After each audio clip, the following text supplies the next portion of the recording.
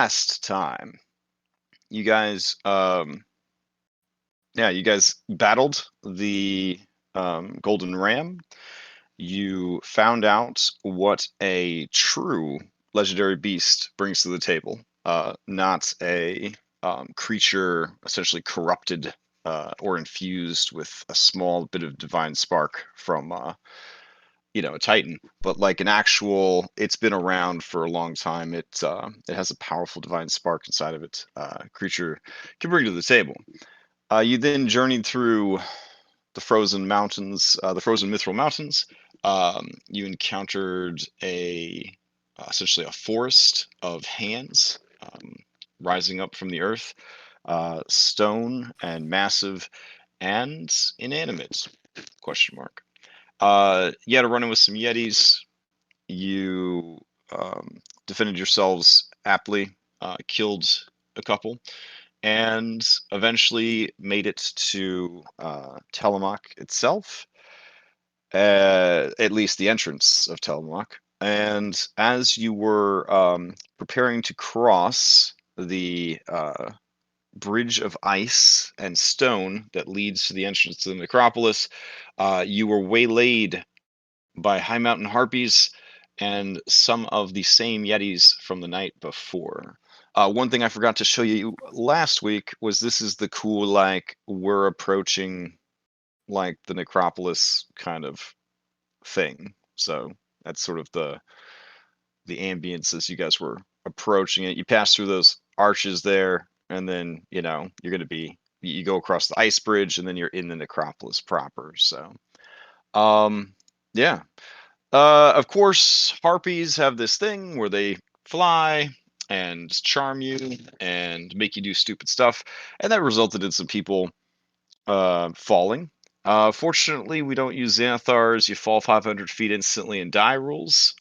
We use the Mission Impossible, how long can you possibly fall out of an airplane rules. So nobody's splattered against the Valley of the Dead yet. So we're going to continue where we left off and see how that goes. So let me bring everybody over to the Path of the Dead, and we can resume. Let's see. Guess we could keep playing this music from last week.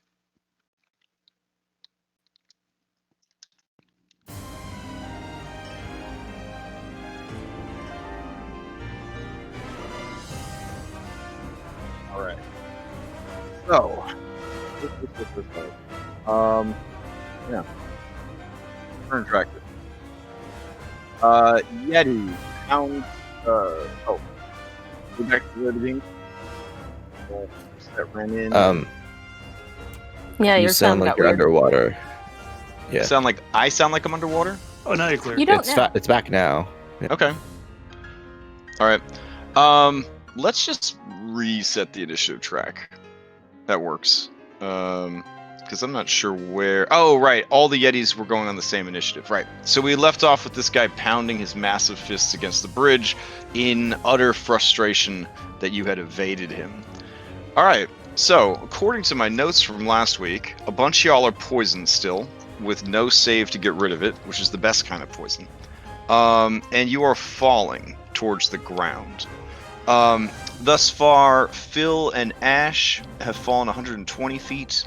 Talus has fallen 240 feet, and Corina,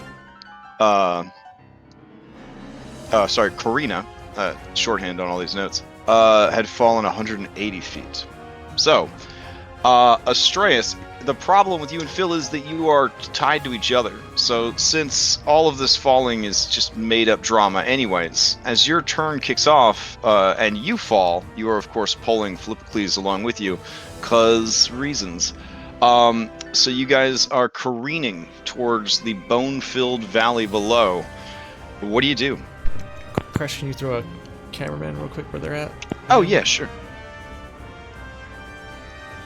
There's one there, and there's one there, and we'll leave Karina's location a secret. Okay. All right, hold on. They're actually on the GM Slayer. There we go. All right. So Astraeus, what is the plan? All right. So seeing that Philippocles has apparently decided that now is nap time, Astraeus is going to pull his mace from his belt and try to toss it up so that it hits Philippocles as he falls. Hopefully trying to jerk him awake. So you're going to make an improvised weapon attack, because a thrown mace will be an improvised weapon, against a sleeping target. So you will have advantage, but you're just going to roll strength. And hope that it gets through his defenses. I'm poisoned, so I think it'll be a normal attack. It'll be a normal attack. Oh, wow. Okay. Yeah, so just a strength roll, because that's also charisma. I get to use charisma for attacks. Even attacks you're not proficient in, such as throwing a mace. That is a good question. Let me see. Godly ancestor, inherited strength. I may choose to add my charisma modifier to melee attack and damage rolls instead of strength. Okay, so this is not melee because you're throwing it at him, right? Oh, that is a good point. Okay. Haha. This is going to be even better then. Straight strength check. 18. All right. Nice. Phil, does an 18 hit? Yeah, that just hits. Okay. Roll damage, please. This would be, gosh, maybe a D3 minus 1 because you're so strong. All right.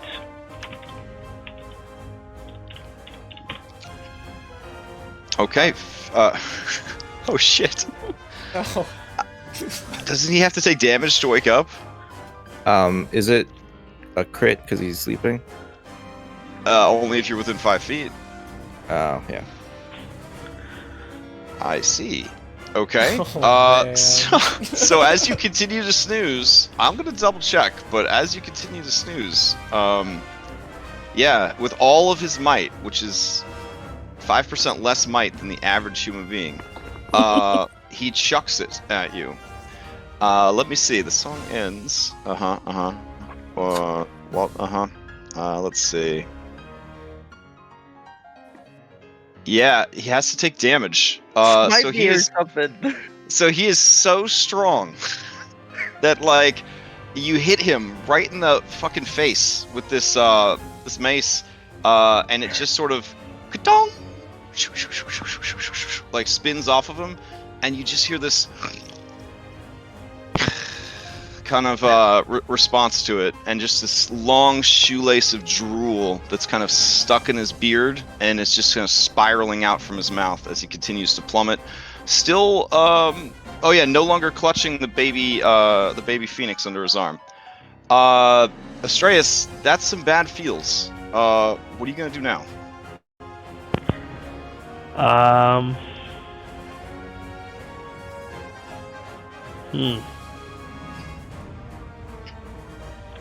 I don't have any bonus action yet. Nope, I'll have to wait till my next round. Okay. Alright, that brings us to Philippocles, who is still sleeping. You guys continue to plummet. Alright, that brings us to High Mountain Harpy number 12.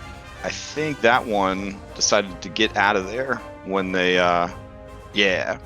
when the Yetis were getting kind of pissed. Hypatia, you have entered the passages that will lead you deeper into the necropolis. Do you continue safe and sound, or do you double back and try to save your allies? So how far down are they now? With your mathematical nerd brain that went to college, you understand that in the world of Thylea, falling is so dramatic that it happens at like a really slow pace for some reason. Plus, you did cast Featherfall on some people. So you do your quick calculations, and you come to the conclusion that Talus is about halfway down to smashing into the ground below. You know that Phil and Astraeus are probably catching up pretty quick, and that Karina is almost halfway down.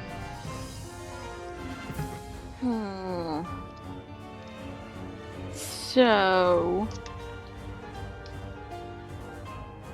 if I were to say step out here onto the edge, Sure. could I see Phil? Let's see. It's extremely dark. I don't think you have dark vision. I don't think they have No, I any do. lights. Oh, you do have dark vision. Okay. Yes. They are more than 60 feet away from you, and the cavern is unlit. Do either of you who are falling have any light sources? You used to. You used to have a fiery chicken that you were carrying. I don't remember. Well, I mean, the sending fiery that chick- away. Yeah, it's Did still you- with it's me. still there. just Oh, is still it? with- Together. Yeah, I Oh, said okay. that he nestled into Phil's beard. Okay. If that is It's the case, It's then just sleeping yeah, as you well. see the tiniest glimmer of flames down below, about 180 feet down. Only I was, in Yeah. the I was darkness. hoping I could Yep. I could firebolt it, but that only has 120 feet. I'm gonna. Well, I Gonna mean, look if you leap off and featherfall yourself, you'd be within range. I'm just saying. You Here are we go. evil. I was about to actually suggest. Maybe we should just jump after them. Do you have more spells to help us? I have one, and if we all jump at the same time, that can work. How many On NPCs do we Anastasia can have fly. up here. Kira and Lorius. And the Yeah, so puppy. Kyra, Lorius, and Philippithres are all like, we can just wait here at the entrance, and then you guys could catch up. I mean, I can featherfall up to 5 people. You guys can totally come along. We totally could, but there could be a line, right, to get in. So it's probably good if I go and hold your spot. Right. Uh-huh. Yeah. Because Well- like Astraeus and Versi and I, we had like a lot of groups auditioning for the Chosen, and who knows if one of those other groups might be already in line or something, or on their way here. It's just better if I, we'll just go wait and you guys can catch up. So Well, Lorius is injured. And Exactly. if Kyra wants We to can't- stay and nurse him, Okay, so I guess it won't be too long. okay, so if I jump, you're gonna jump too. You're gonna promise you'll jump too. I will jump as fast as I can.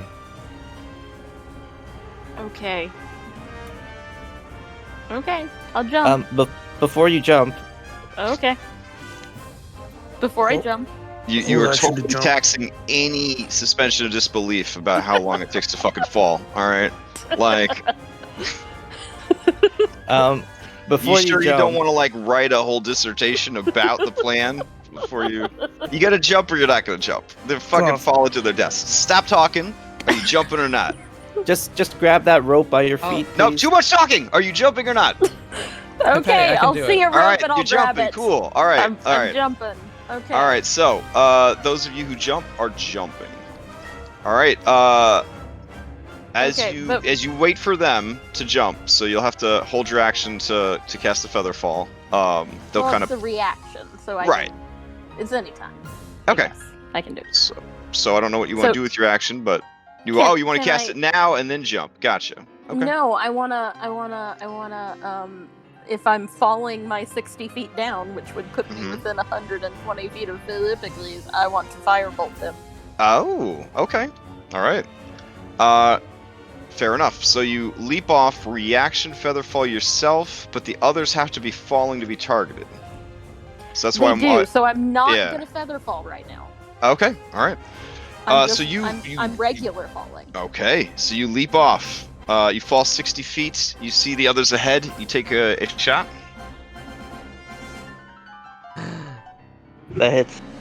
All right, Phil, you wake up blasted with fire. You realize your beard is on fire. You realize there's a creature living in your beard.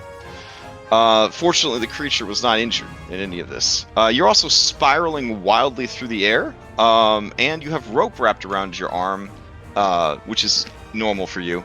But the rope extends out and is also, I think, gripping Astraeus, or did you try to throw the grapple back at him? I can't remember. No, we're- he's we're- still You attached. still got the grapple. Okay. Yeah, he's still attached to a wild Astraeus. All right. So you're awake now, so that's good. And more people are falling into this pit. Nice. So the harpies are just sort of watching this happen, I guess. This one is simply going to fly up and away, feeling like their work is done. Sadly, they didn't get any of the sweet meat. But they will take a move and a dash to kind of fly up and kind of get out of here. All right, Talus, you continue to slowly descend. Alrighty. All right, and apparently Groovy is having trouble tonight. At least for me. I don't know if it's having trouble for anybody else. Sounds fine right now. Nice and clear for me. Oh, whoops. Oh, we skipped that's fine. Anastasia, I think. Oh, She was supposed to go sorry. after me. Hold on a second. Oh yeah, there she is. Sorry, Anastasia, you go, and then Talus, you continue to drift. So Anastasia, what are you gonna do? Hypatia just leaped off the edge after what was actually only a couple of shared words and not a 15-minute discussion between her. I looked at Reset. And, She just jumped Reset. off the edge. There you And, go. I didn't hear anything she said. She just jumped off the edge. Oh god. So I would technically be at the entrance here. I'm right here at the entrance. I'm Yeah, not- you're right. Yeah, okay. right here at the entrance. Yep. Okay. Oh gosh. And the harpies, as far as I know, they've left. They've flown out of the pit and out of here. It looks like they don't care anymore. Yeah, they're leaving. All right, then yeah, I'll leap off, and I will fall 60 feet. So I'm next to Hypatia now, Ish. Yeah. technically. And I fly the rest of the way to get next to her, and I guess just grab her. So we don't need everyone to jump off, I guess. I don't know. That's what I'd Okay, like so to you do. don't- I'd like to, you know. Yeah, if they yeah. don't- If you have to move and dash, you won't have an action left to grab her then. Oh, okay. Because Well, remember, grabbing an ally is the same as grabbing an opponent. Well, if I fall 60 feet and then move with the rest. Oh, you intentionally fell. Yeah, Got it. Yeah, that works. This is what tripped me up last week, where I'm like, how can I fly fast enough to get them? I can just fall. Yeah, there you go. Okay, so you fall, grab her with your action, and now you have 30 feet of movement. Well, I have 15 because I had to get away from the entrance, but yeah. Okay, fair enough. That's what Okay, I like to do, is makes to sense stop to me. her. So, Hypatia, you are no longer falling. Yay! Okay. Now, Talus, you continue slowly drifting to the ravine below. Is there anything you want to do, or are you just going to kind of free fall and take in your surroundings, or light a torch, or what's the plan? I'm gonna try to observe and whistle for Paratos to look at the surroundings, since he has dark vision, but I do not. Okay. So try to All right, use him so- as early warning system. Paratos is going to start patrolling the area. All right, fair enough. Reset to you. I'll run there. I want to, on the way to the edge, pick up my alchemy jug that would have Okay. fallen onto. And then I will, instead of falling down, I'm just going to run down the side of the wall Okay. with a dash action. So that would get me 70 feet down. Okay. We're all about the same level Oh, still. we have elevation tokens now too. So Yep, I'm gonna put that on. sweet. Yep, so I'm just gonna be a little under. Actually, I'll be a little above them. Okay. All right. anyone who's left up top, which would just be NPCs, so I guess nobody sees this part. But the Yetis will slowly begin packing up their equipment, heading back home. So, sad stuff. Astraeus, you continue to fall. You and Phil fall another 60 feet. So you've now hit the 240 mark. Seeing that he's awake now, I'm just gonna try and I'll actually cast Thaumaturgy on myself to make my voice really loud, and I'll yell, "Phil, get us out of here! Fly! Fly!" I'm on fire!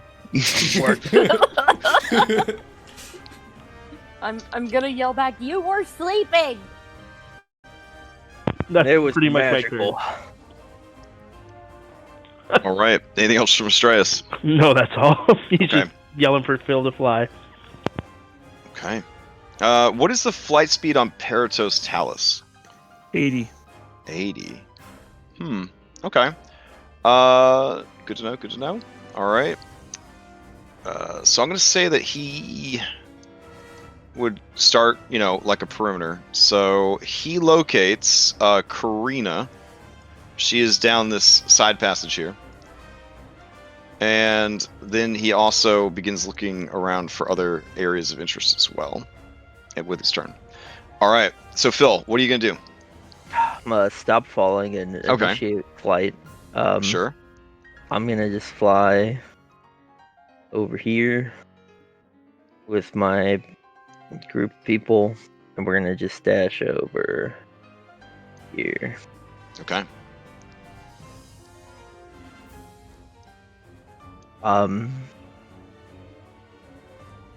Don't see anyone. Didn't they fall on the other side? I yelled down to Astraeus.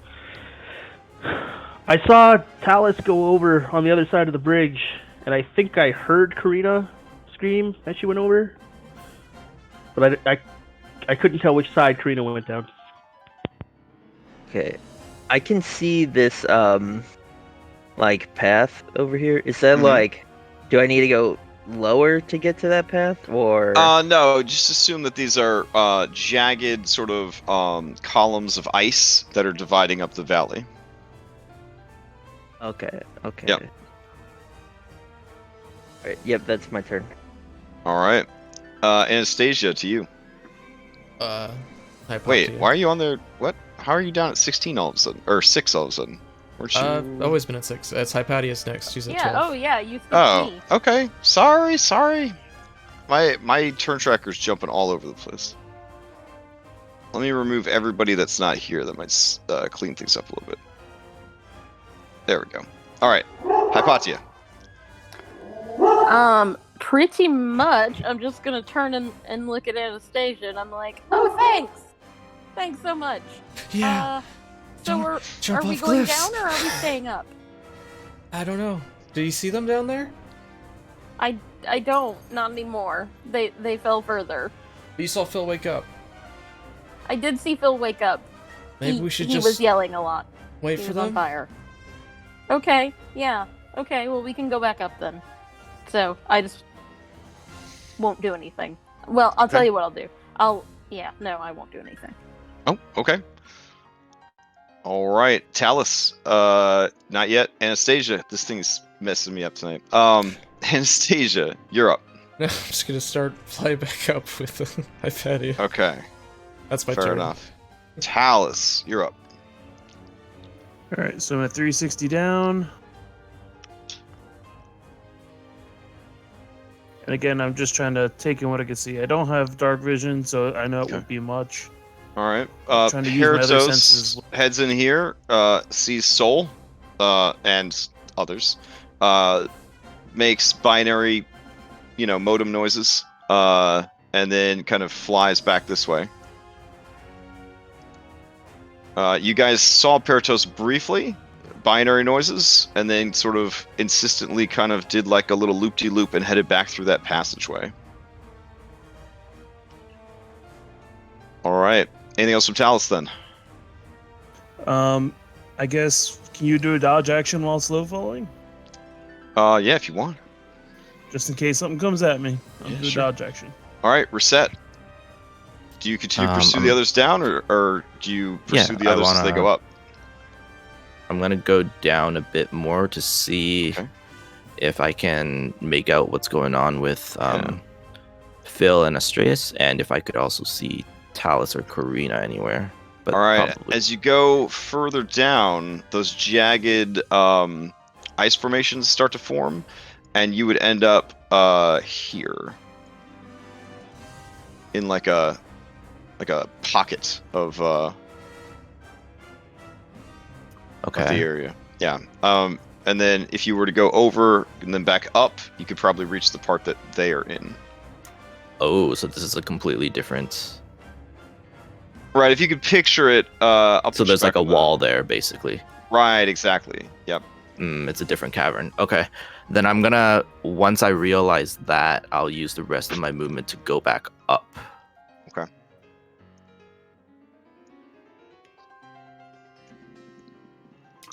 Yep. And I'll say,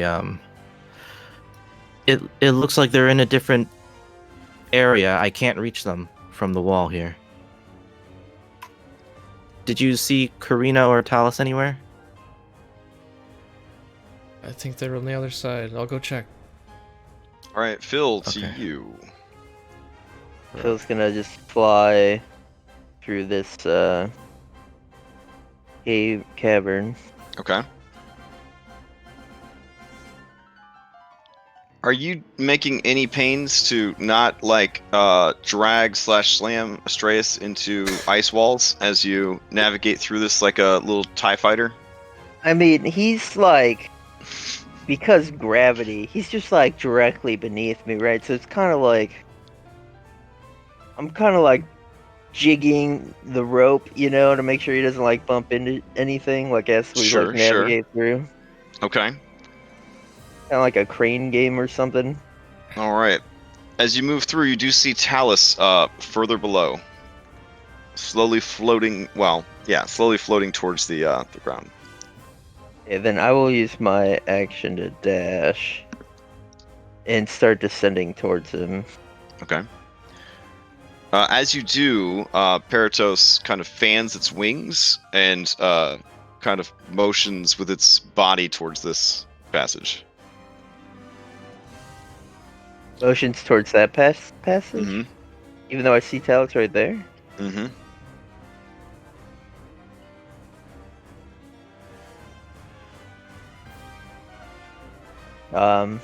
Trusty bird. Alright, but you're literally falling in front of me. He tells me to trust it, so I'll go that way. Okay. Oh, and I see, Karina. Yeah, she is free falling towards the ground as well. Which one is closer to the ground? Talus is close to the ground, but I don't think Karina is feather falling. She Oh, was. she is. She They were was? the only, Okay, They okay. were the only two that were. feather fall Talus with her. is closer to the ground. Yep. Okay. Well, that whole 60 feet I was flying Yeah. down. Right. Right? And then we're also just gonna fall another 60 feet. So we should be at 360 now. All right. Astreus, you're just kind of along for the ride at this point. Are you reeling in the ropes so that there's not so much slack? What's the plan? Yeah, I'd start kind of climbing the rope towards Philippocles, just Okay. to keep maybe about 10 feet between us, but not 30. So Sure. I'm not as dangerously swaying back and forth to possibly hit a wall. Okay. Let's see. Hypatia, back up top to you, and then Anastasia.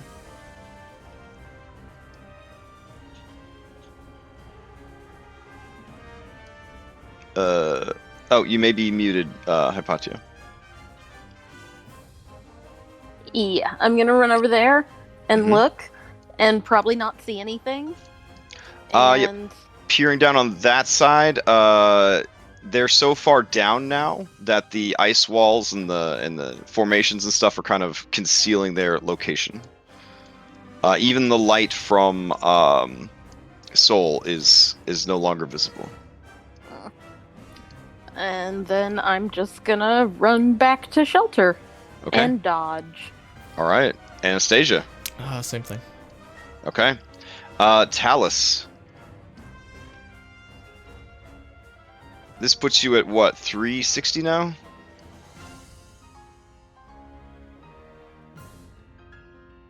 Can't see myself anymore. Oh god. Or were you at 360? I was at 360. Oh so- yeah. So you're at 420. Oh dang. Okay. Yeah, as you are getting closer and closer to the ground, you see the many bones that litter the ground begin to stir, and you see bright blue and teal necromantic energies begin to swirl about, glowing motes of light rising up and finding their way into skulls and rib cages. All of the floor of the cavern is starting to wake up in anticipation. Lovely. All right. Reset or anything from Talus before we go to reset? Nope, just keeping up Alright. the dodge action. Reset. Back to you. All right. I'd like to make my way all the way back top. Sure. And what I'll do is I have a few items that fell on the floor. Yeah. I'd like to get the hooded lantern and use my item interact or action to turn it on. Sure. And I'd like to put it like at the edge, almost like a light Okay. source. So they have like a little beacon. Okay. Yeah. Sounds good. That'll be my turn. All right. Let's see. That brings us to Phil. Alright, yeah, so Talus is 60 feet lower than me, right? Yeah. Alright, so we're gonna fall 60 feet. And then I'm gonna come. Grab on! All right. From this vantage point, you do see a great number of spooks starting to rise up, and by great number, I mean hundreds. Oh, There's shit. yeah. There's also these bigger boys, Oh, and my then God. there's these spoopy fellas. Now, would you allow me to use my reaction to grab on when he said that? For sure. GM Yeah. decision. For sure. For sure. Okay. Yep. All right. So you grab on. I think at this point, you guys should be able to swoop in, grab Karina right before she touches down, and get back to the others. So if you guys are all right with it, I'm all right with it, and we can. Oh, I'm alright with it. We can we can leave this lovely map behind. Are you sure there's no D20 roll I can do to? No! We're with Make it. this We decision. are I'm right. flying one. Well, if you're into that sort of thing, you I'm could the roll a d20 helicopter. to see how many times you were smashed against the ice wall as you dangled from the rope. Because I don't know I'm how the much crane. I don't know how much Tensile crane strength game of you this played. particular rope. Yeah. All right. I think I'll hold off this Okay. time on yeah. All right. So I got bad news for you. The next map is so big. It is so big that with Roll20's current server load situation, it no longer was loading or running. That's what I was messing with before we got started tonight. So I had to turn off dynamic lighting and turn on OG Fog of War. If you haven't played with OG Fog of War, it's like I've laid out a bunch of pieces of black paper all over the table, and I have to remove the pieces of paper manually as we go. So just be patient. Been a while since I've done that one. Ooh. Yeah, so just be patient. And if the whole map loads anyways, or the map doesn't load, you may have to theater the mind it because it's a big ass map. As long as you guys don't get into any crazy fighting or anything like that, it'll be fine. Yeah, it's just for exploration. Winky face. Yeah, while you do that, Yeah. and Phil finishes helicoptering everyone back up. Sure. He's gonna just kind of sit down at the entrance because it looks safe and be like, yeah, I need a minute or an hour. Yeah, I could yeah. use an hour too. I mean, Tillamook is a popular tourist destination. So right inside the tunnel that you guys have accessed is a little resting alcove with like stone benches and stuff. So you guys can just sort of like catch your breath. It's almost like they anticipated that the trip here was going to wear you out a little bit. Wait, Yeah, you could say. Auntie, please sing to me while I rest. so Okay. the harpies clearly only attacked us because we didn't purchase our tickets before entering the museum. No, just if I had to guess, it's probably related to Lutheria because yeah, because I don't know if you picked up on this, but she doesn't like you guys very much. What? We pour her drinks all the Yeah, time. I know. Yeah, Sometimes you try your best. Phil has stopped wasting his wine. Wow. Damn. Bold. All right, let me see. Get these guys, bring them over to the necropolis. Hope to God that everybody's browser doesn't explode. Okay.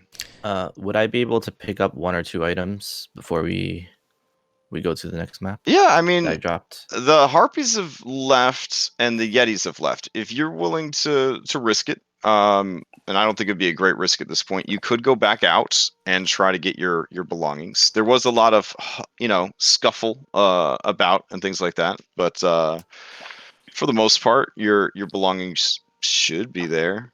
We're set. So Yeah. I was maybe just gonna bring just roll the like a important thing. d20, and the number on the d20 is the number of items that you have to cross off your pack that just got knocked over So the I edge. lose all 20 of them? Wow, I guess so. Yeah, in the if you had only 20 items in your bag, yeah, as the bag tore open, icy ground, people running around, everything just sort of slid and tumbled and fell. Well, the only thing I wanted to get was the healer's kit. Well, I guess have it's not one. there. So This Alright, is why you you're need to gonna have carry to- around more than 20 things of rope. I Also, go- multiple pouches. It's a silly Oh. thing to say, but really in D&D, it's good to have multiple places to store stuff. Yeah, Truth. Phil's gonna offer one of his 3 back.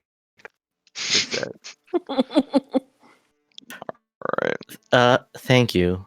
I don't have anything to put in it, but thank I go up to Phil and I slowly take Soul out of his beard. And I go, thank you for saving her. And I kind of just take her away. God, I do you're have my right. lantern though. You do have your Yeah. lantern. There is that. And that bird have been through a lot.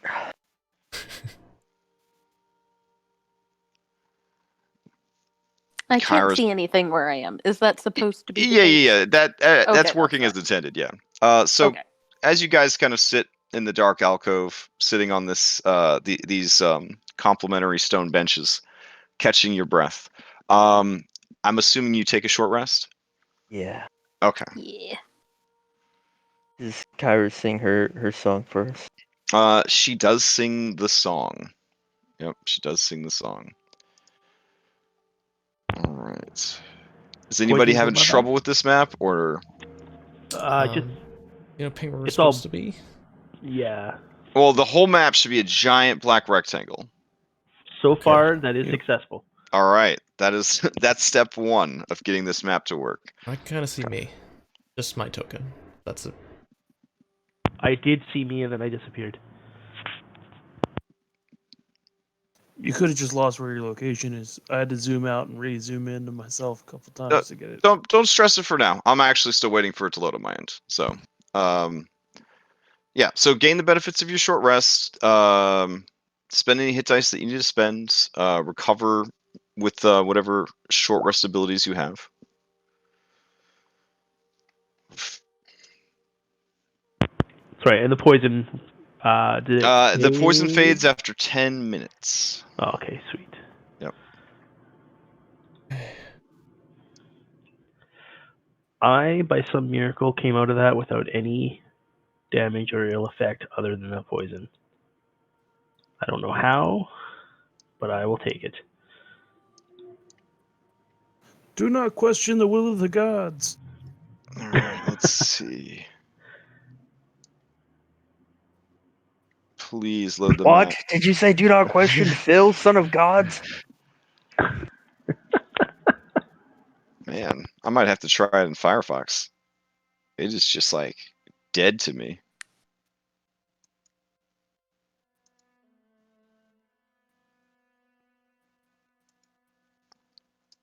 Oh, wait, maybe? There we go. Ah, that didn't take 1,000 years. Okay, so, if you could only imagine how bad it was. Hey, where did your miniatures go? Oh, there you are. Good thing I didn't put you in the wrong entrance. There we go. This is the guest services entrance. Okay. And, oh man, it's been so long, reveal tool. It's been so long. Okay.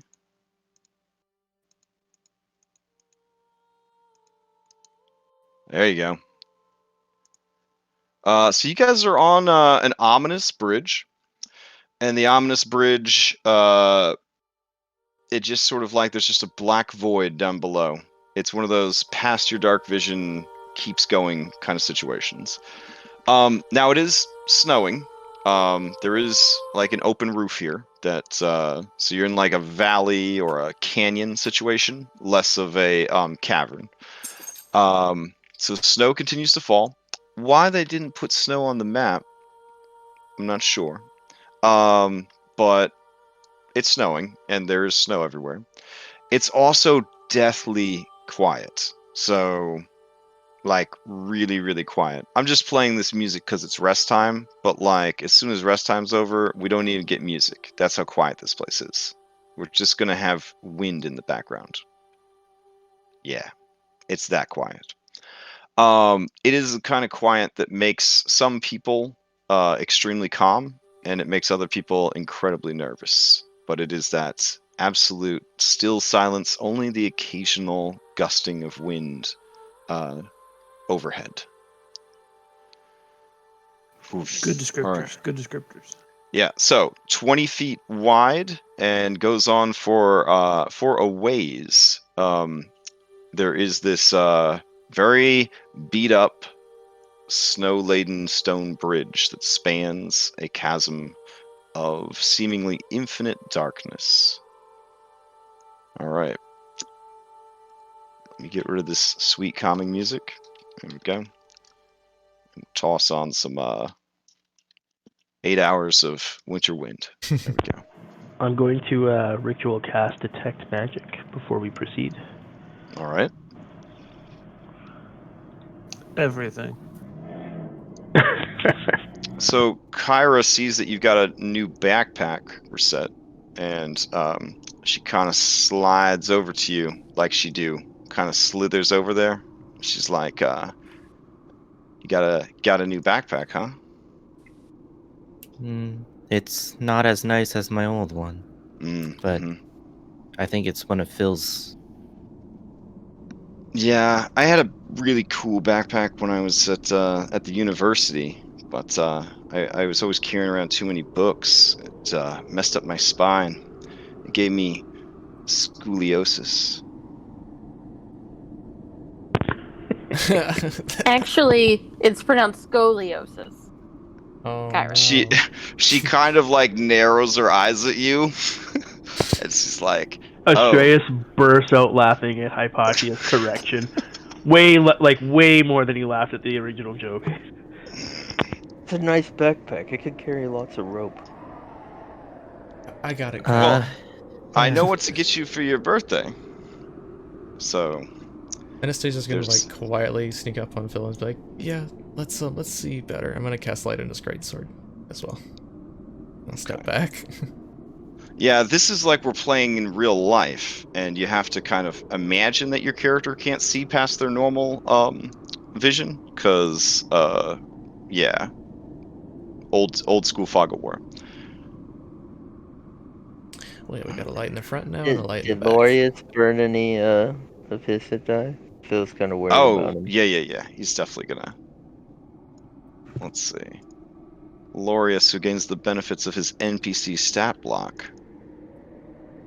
He will burn, because he's 7th level. He will burn as many as it takes to get back to normal. Let's see. Probably should only take 3. Okay, probably should only take 4. Okay, probably should only take 5. There we go. All right, he's back at full health. But, you know, he's down some some hit dice. That's fine though. All right. So, I'm going to try my best to navigate you through the complexities of both this map and the numerous historical lore drops, background reveals, and potential death traps that you will encounter. So, all I ask in return is your patience as we deal with our friend Roll20 struggling so hard to make sure that everybody around the world can still play Dungeons & Dragons. So, bridge looks kind of rough. So maybe we should tie each other some ropes in case anyone falls. Okay. I'm getting real tired of, playing the helicopter. Whatever that is. But you're so good at it, Phil. I pat him on the back. Yeah, please tie this rope to your waist. Thank you. Okay. And I just started heading out a bunch of rope. Okay. People to tie themselves across. I'm gonna be in the front of the rope. And one thing I'm gonna do is, because I'm a heavy guy, and this is a rickety bridge, I'm just gonna fly like 6 inches above the bridge. Smart. So none of my weight is on it. All right. So I don't know if you guys want to do like a marching order or whatever for who's connected to who. I'll be behind Phil. I would prefer not to be tied. Well, you can fly. You so can that's fine. fly. Yeah. Astreus is definitely going to want to be near the front, so he may just not get tied. Okay. Astreus, I insist you get tied up. Astreus holds his hand out for a second rope, and he'll tie himself to Philippocles on the second line. Okay. Lorius blushes and says, well, I insist that I get tied up. Me. Tie him up. Astreus will tie him behind him. So you say there's like 10 feet of slack between each person? Okay. And then I'm just start trekking forward. Someone has. So Kyra slithers up to Anastasia and says, so you should probably be like the caboose, yeah? So like when we all fall, you could like help Phil fly all of these people, animals, robots, impressionable teenage girls, pansexual goat men, like to safety, right? Or are you foregoing the rope? I'm forgoing the rope. I will forgo the rope as well, and stay next to you. And then if we fall, you could carry me. Yeah. No more elevators. Yeah, exactly. That's No exactly more what I was getting the vibe elevators. from. That was the vibe I was getting. All right. Phil, you are up off the ground. Astreus and Hypatia, as you guys proceed forward, the first thing that happens is flavor text. The ancient necropolis stands before you, awe-inspiring in both size and splendor. Although ice and snow obscure the details, its magnificent pillars and statues surround a massive stone structure. Between you and the necropolis is a vast canyon spanned by 3 stone bridges. 2 of the bridges are apparently broken and unusable, though the bottom one that you are on seems stable enough.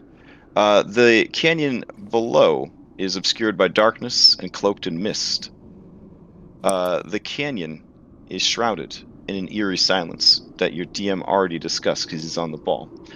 The only sound that can be heard is your feet crunching through a thin layer of frost and snow, and the occasional howling of wind above. All right. Go ahead and give me one survival check for the whole group. Not it. Also not it. Me and Taos work together on it. All right. The Nature Dream Team. All right. Let's see it. One of y'all make that check. I don't care who. But All right, quickly, I'll because roll it. we only have so long. All right. 21. So yeah, as the two of you are scanning, Talus in the back and you up in the front, you do notice that the only other set of tracks in the snow seems to have been left by a Jeremy Crawford massive medium-sized bull-legged creature. The tracks seem to come and go across this bridge, indicating that it uses it frequently.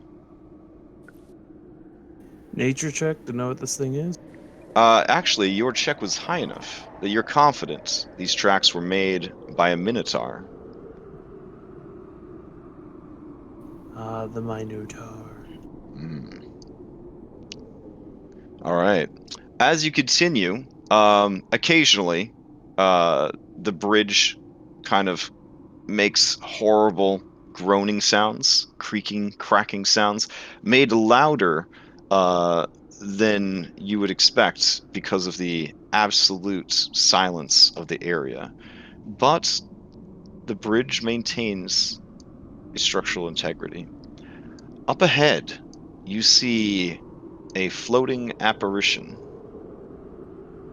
It seems to be watching you, though its face is completely obscured by the hood that it wears.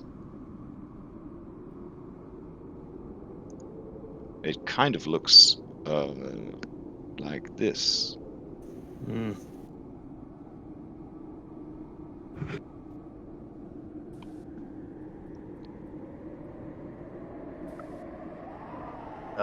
Should I say hello? Yeah, you should probably say hello.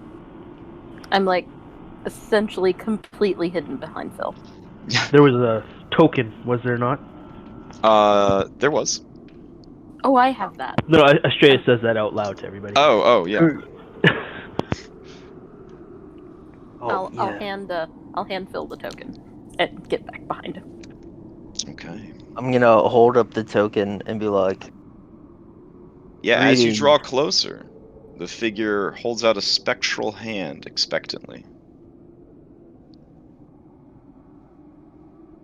Alright, I'll put the token in the spectral hand. All right. You would need to move within melee range to do so. Seeing that we're past the bridge, I'm gonna untie the rope Okay. and approach. I'm still hiding behind As Phil. you approach, you do feel an aura of icy cold and unlife sort of radiate from this entity. You take this to mean that if pressed, they could do some serious harm to anything nearby if they had to. Or wanted to. Yeah, I'm hoping to not fight whatever this Sure. is.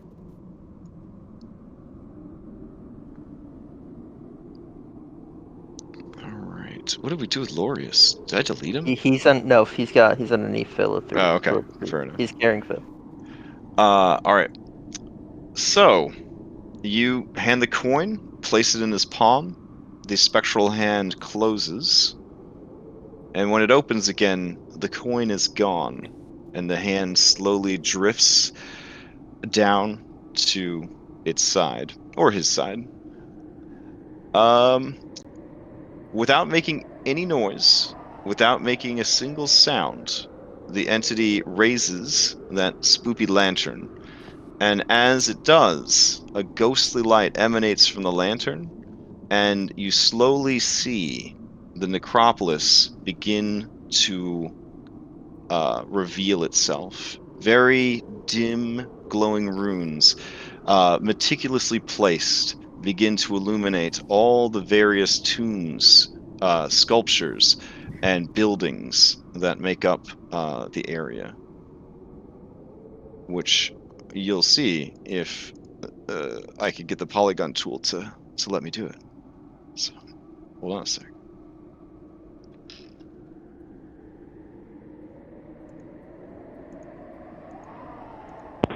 Crash, I already see it. You painted me a picture with your words. Aw, thanks. This is what you have to do in the real world when you don't have all the technology to carry you. When you've only got a whiteboard and some tokens. Yep.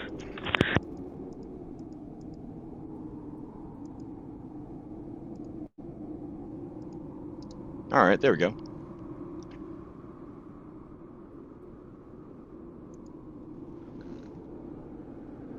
All right. Lowering his lantern, he kind of gestures in a go about your business sort of way. His whole demeanor, from what you could tell, seems to be rather bored. Yeah, I'm gonna let him stay bored. I'm gonna gather up all my rope, Okay. untie everyone as they come across. Here's your handout. There you go. And then I'm gonna just start heading up.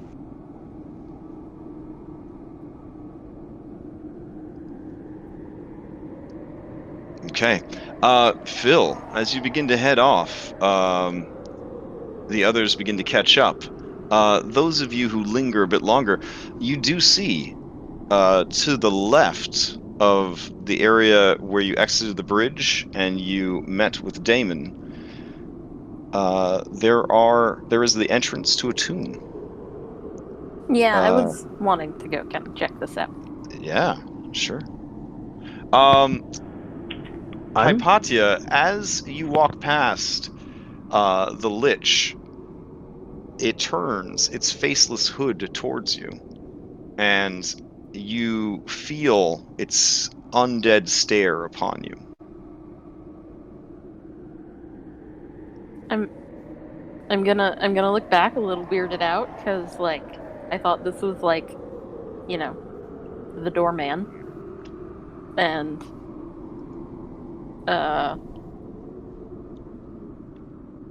I'm gonna step back. I'm gonna squint a little. I'm gonna be like, "Are you Damon?" So, as you ask that question, he takes that free hand and raises it slowly towards the faceless hole that is, beneath his hood, the empty darkness there. The hand disappears into the darkness. You hear sort of a squelching sound made louder and wetter by the silence around you. And when the hand reappears, it is holding a glistening red stone. Is it slimy? I mean, it's glistening. He extends his hand to you, and as his palm opens, you see the beautiful red gemstone sort of roll into the palm of his hand. He leaves it outstretched and floats towards you. I'm gonna cast Mage Hand. All right. And I'm gonna pick it up with my Mage Hand. Okay. Let's see. Oh, great. You've insulted him. We're all dead. No, this guy don't give a shit. These are wizards, bro. They don't Whoa. Yeah, they never touch each other. His eye? That's not cool. All right, you have this item now. Well, I'm gonna use my once a day free cast to cast Identify on it. Yeah, okay. Hold on a second. You realize that this gem is a gem of brightness.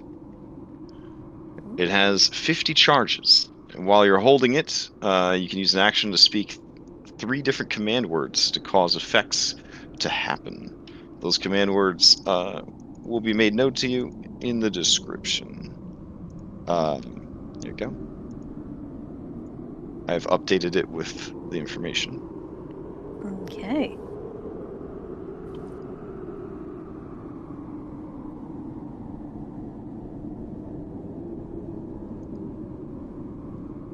Additionally, as you identify the item, there is a moment where additional information, not in any way relevant to the item, is added to your mind. Oh. Yes. Images of a woman with the upper body of a beautiful woman and the lower body of a serpent. You've seen a creature like this before, but this one seems different. It seems a bit more mortal, a bit more natural, a bit less elemental. You know the name of this creature. It is the Lotus Witch. And you know that you must find this creature.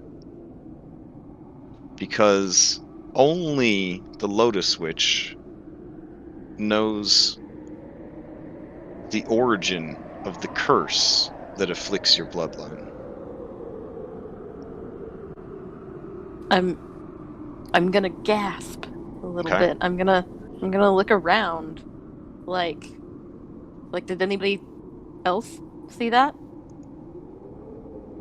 Nope. The man take out his eye and hand it to you? Yeah. I know it. I'm gonna squint at Damon a little bit, and I'm gonna say, "How do you know me?" The figure either cannot speak or will not speak. He just sort of floats before you. Very like Ghost of Christmas Future vibe. I'm gonna.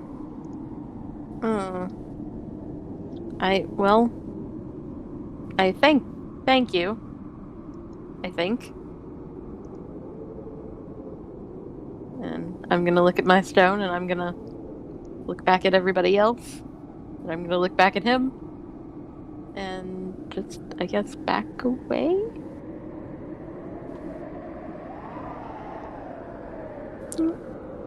Okay. He does nothing to pursue you or follow you. You do feel the icy aura about him, this sort of life-draining power that sort of emanates from him. But he does not seem hostile.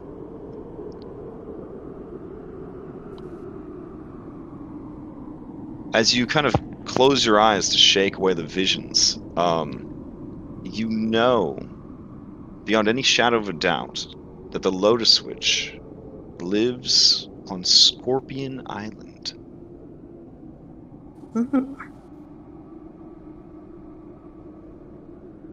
But that's not where the Cruel Cumbers live, right? Well, I mean, who knows? You also know that the curse that afflicts your bloodline, that only this Lotus Witch knows how to break it. The origin, and this comes as no shock to you, is the Twin Titans themselves. Yes, no, that I did. Yeah. Understand. That was like top of your theories list, I'm assuming. Like, yeah, for sure. Yeah.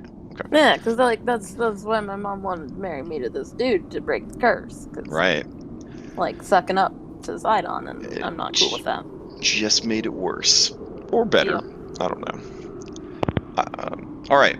So this building off to the side, and Damon will just sort of float off, like into the air and away, I guess, at this point.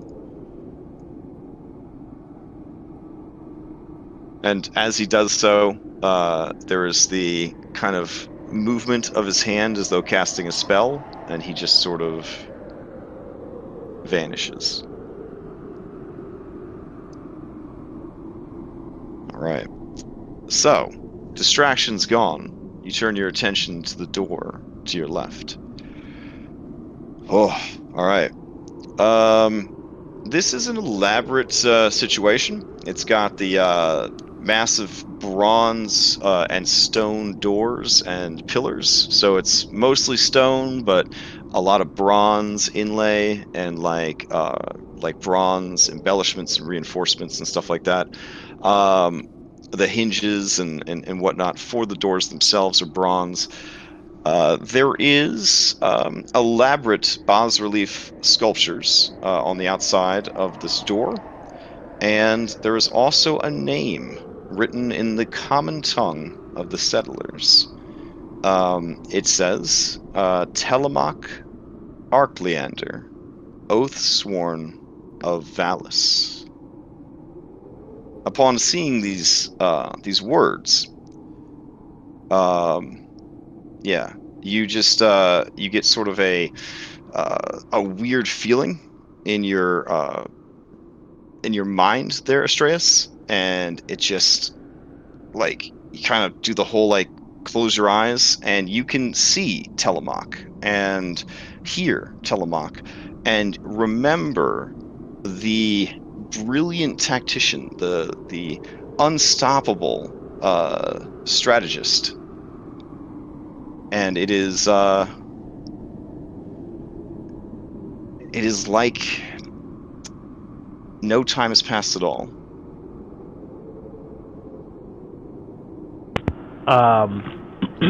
That would definitely stop him in his tracks as he was striding towards the tomb. And he'll like put a hand up to his head and then look back at the tomb. And he'll look at the rest of the party and he'll just say, this isn't Xander's tomb.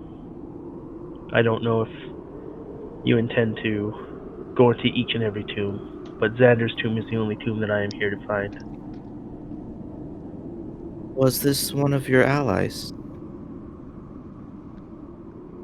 Yes, Telemach. He is seemingly who this place is named after. He was a great strategist and a good man. Now, as he says this, Reset and crew who is near the door, your eyes dance over the other inscriptions that are there, and you see that Telemach is depicted in some super dope ass armor, and he is astride a slender and beautiful dragon. According to history, the dragon was known as Tisoful, and the dragon Tisoful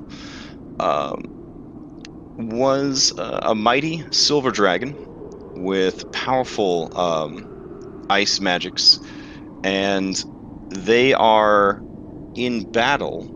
Again, this is a sculpture that kind of spans the massive 15-foot wide doors that you see there. They're depicted slaughtering enemies of every kind, men and women, centaurs, satyrs, cyclopses, and more. And you said his last name was Arkelander?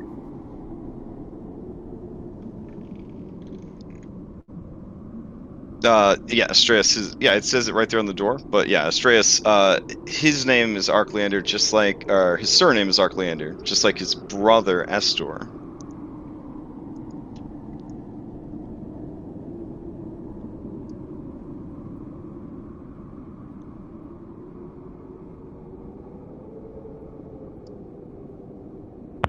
Astreus is going to be looking at everyone else to, as far as like a decision to be made, whether to go into this tomb or to move on and check the others.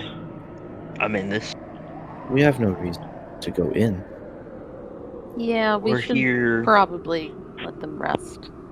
We're here to, I believe, claim the weapons of the first Dragonlord. So, is this the first? Kyra walks up and says, no, historically, Xander's considered the first, in this instance, and she looks right at Stress, the best, essentially. Yeah, I'm just gonna kind of grin without humor at that. But not to be disrespectful in the place of the dead, but I mean, he's kind of considered the best, but he really didn't stick around very long. And she looks at Astreus again. So nobody really got to know if he was the best or not. He was kind of she kind of looks at you awkwardly. Wow, this is so awkward. He was. Astreus, the words that are coming out of my mouth are not meant to harm you. But he was the coolest, so he was sort of like, the Timberlake of their group. So, and you see her eyes kind of rest on the whole Oathsworn of Valis line, and she just kind of like narrows her eyes. And she says, "Well, she tried. She tried at least." Cool or not, the only Dragonlord left is Astreus. That's true. When you are the only one, you're definitely the coolest one. Nah, that's not true. Yeah, Phil goes up to Astreus and he's like, "You're the Timberlake of Ark." Gives him a big pat on the back. Astreus, having only been out and about in the world for the past couple years, he's really struggling. He does not understand why a lake next to woods would be considered like the apex, but he assumes that it must have something to do with real estate. So he'll take the compliment. Yeah, Phil didn't even know what he was saying. Just to make you feel better.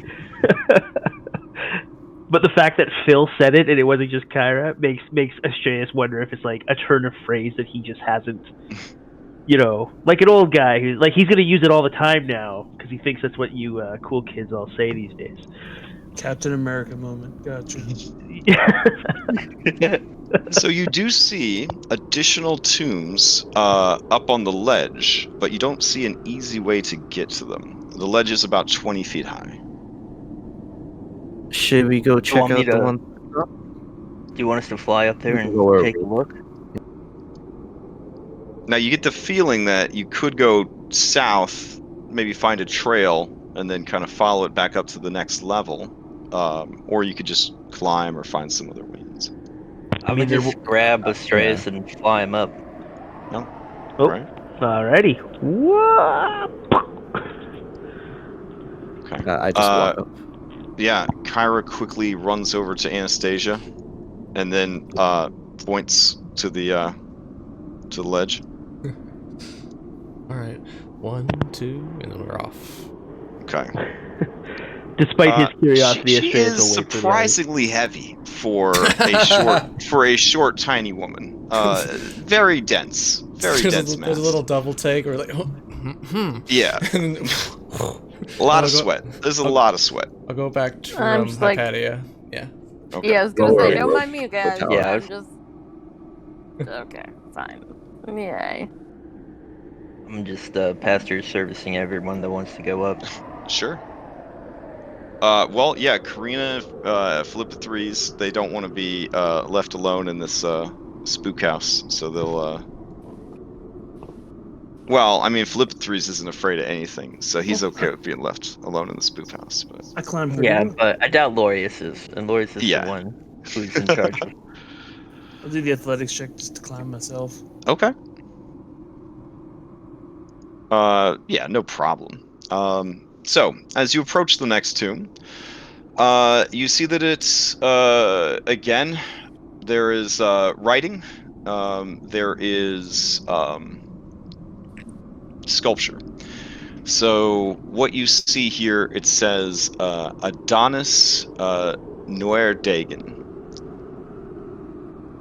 And the most beautiful of Dragonlords, if but his sword work had been as beautiful.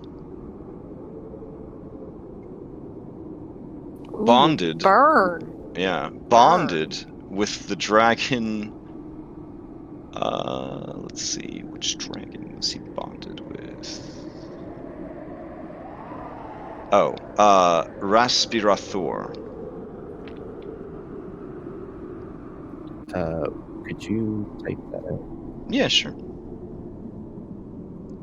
Do you want the last one too? Telemach and Tisafel? Yeah, just to get the spelling right. Sure.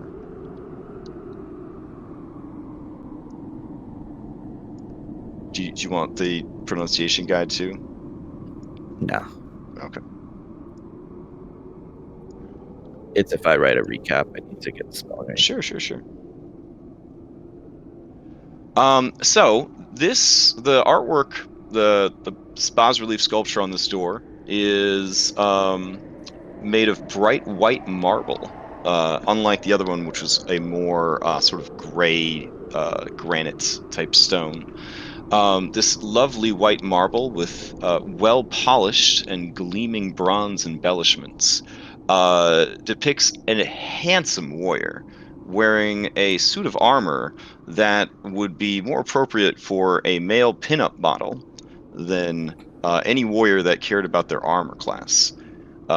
So basically, just let your imaginations run wild. I have art that I could send you from my personal Kingdom Death collection, but it's spicy. This guy was definitely into wearing some spicy armor. He is astride a massive dragon. The dragon is depicted in all bronze, and it is a beefy boy. It is a very muscular dragon. Let's see. What are they doing in the picture? Yeah, mostly it's just the two of them posing over and over again across the door. They're not fighting anything. They're just striking cooler and cooler anime poses. I'm not lying. Oh, I feel like I may have remembered Adonis as a squire who I felt was not exactly soldier material, and I'm a little confused that he's one of the ones entombed here. Yeah. You do recall an Adonis, and he was absolutely gorgeous. Just almost too beautiful to be alive. One of those like Final Fantasy guys, you know what I mean? Like shonen to the max kind of deal. But yeah, he apparently made it big. He and his big boy dragon. And yeah, the two of them are depicted in cooler and cooler comic book hero or anime poses all across this bas relief. It's just the two of them, and they're both just looking dope as hell. I mean, almost like grin ruefully at the inscription about him being like his swordplay not being as good as his looks or whatever, and just kind of shake my head in a like what? As I'll move on to the next one. Okay. I mean, if you've watched like New Voltron, I guess he would have been like the Lance of the team. I don't know. So, kind of, yeah. All right. I guess Lance was probably a better fighter though. So as you move on, let's see. Oh, as you approach this tomb, you notice that as the rest of the NPCs are keeping pace with you, Kyra has slowed considerably.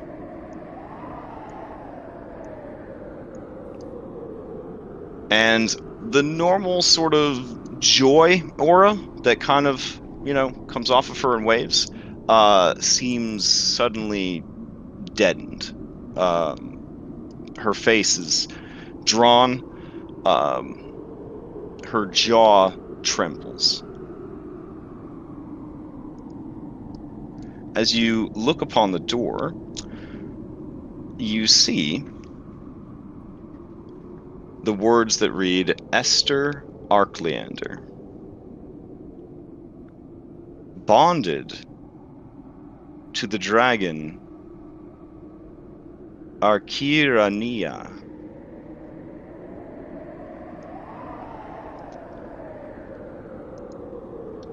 There is nothing else, no other words, but the depiction upon the door is horrific. Bas-relief sculptures embellished in an sort of orangish, reddish tinted bronze. It is a bloodbath. It is a mass slaying. You see a large man, big beard, huge muscles, and he stands atop a mountain of corpses. Dryads, satyrs, and other fae. All around, you see death, carnage, and slaughter. In the background of the relief, there is the sculpture of a sinuous copper dragon. It seems to be calling out to Esther. Could I ask a quick, just a confirmation of the Also, lore? in case you didn't get the message that this guy was a super murder hobo, the stone of his door is made of blood red marble with black veins running through it. Damn. That doesn't look sinister. Astreus, as you look at this scene and look at that name, you fall to your knees. Because you remember Esther.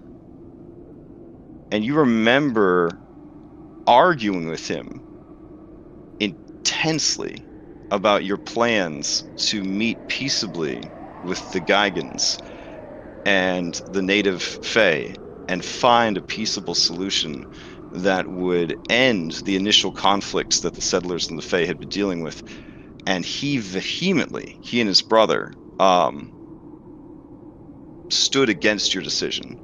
Ultimately, his brother was swayed, and the other members of your order were swayed, and you did attempt the peace talks that resulted in your death.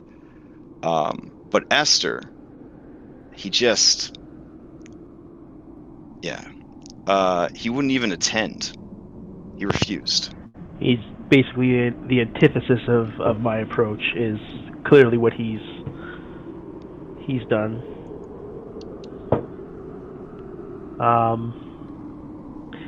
And he, the whole thing with like the cutting the Dryad's wood or tree for like his ship and stuff, like that was after. Oh yeah, you died early on, and then Kyra kind of like sighs, and she says, "Okay, do you guys have a few minutes? I could fill you in on what's going on." Yeah. All right. Ooh, where do we even start? Okay. Perhaps explain how, even though you all showed up, you still let this happen. And Astreus is gonna point at that photo of all the death, like sort of accusatory towards her. Yeah. She looks over at it. Her face is just a mask of sorrow. Well, My sister came first, and knowing that his brother Telemach was the voice of reason that was and skill, a wise man, you might say. She approached him. She explained that we had found this world and wanted to assist them. She was the first of the 5 to come, and she thought that her counsel would be enough. Of course, in the end, it wasn't, and we came to join her.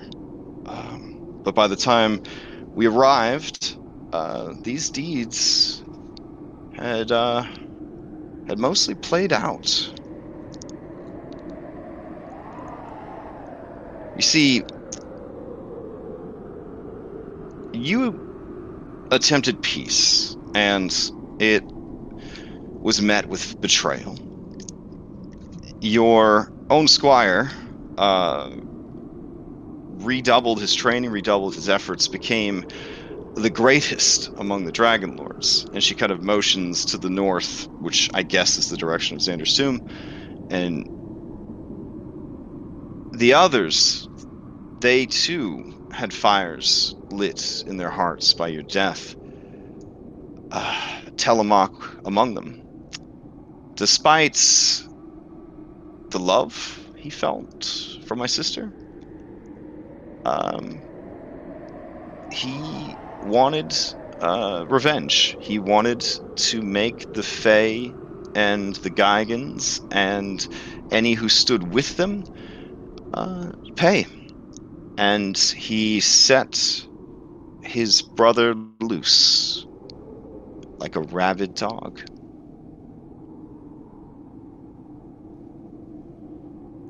Of all the Dragonlords, the brothers Telemach and Esther Arkleander were easily the most ruthless and savage. Telemach the Elder, he always dreamed of being a great king. And so, with your passing, he began to offer up his protection, and that of his dragon, to any who would swear allegiance to him. He promised a future in which the so-called civilized species, the settlers, would have utter dominance over Thylea and the Fae creatures. As you could probably understand, desperate mortals, cunning mortals, and cruel mortals of all races flocked to his banner.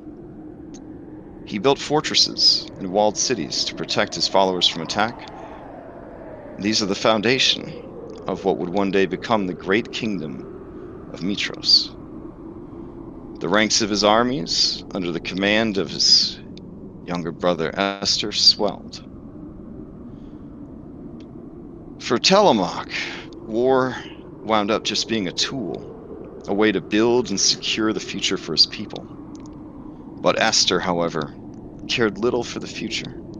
He had no desire to rule or govern. His only joy was battle. Most, including his dragon, she kind of motions at the tiny little dragon in the background that's making a oh no's face, overlooked his bloodlust. In fact, they convinced themselves that he was a brave hero, always seeking greater glory. But it turned out the truth was far worse. For war was the only way that Esther could satisfy his bloodlust and cruelty. His victories on the battlefield meant nothing beyond the chance of slaughter and carnage. And as Telemach's kingdom grew, it expanded into the Geigan territories. Remembering what the Geigan had done to you, and using it to fuel his campaign of slaughter, he commanded Esther to lead his armies against them. In Telemach's mind, his brother would break the Geigan ranks and force them to at last bend the knee. But unfortunately, Esther had other plans. Riding on his dragon, he led the charge that routed the Gigans. The giants fought bravely, but they were no match for the Dragonlord and his mount. Once they knew the battle was lost, the Gigans threw down their weapons and surrendered. Esther took no prisoners. He ordered his troops to massacre every single one. The threat was over, but Esther was not finished. He pushed his soldiers onwards to the towns where the Gigan lived. Their warriors slain, the remaining Gigans were defenseless. Esther's dragon begged him to show mercy, but he was deaf to its pleas. His army massacred mothers, children, old, infirm. It said only a handful of Gigans escaped to warn the other Fae of Esther's atrocities. The unbridled slaughter revealed Esther's true nature, and his dragon abandoned him. The consequences of his actions went much further. Seeing the slaughter, Thylea, who until now had actually been a supporter of the settlers, saw the threat that they posed. She went to her brother and released him from the vow she had made him swear to not harm the settlers. With his fury finally unleashed, Sidon gathered a great army of fey creatures and led them against the civilized races. And that is how the war began.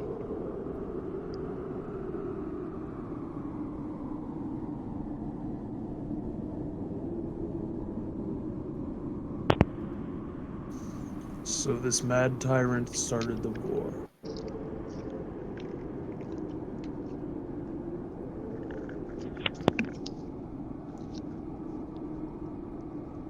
Well, that sucks.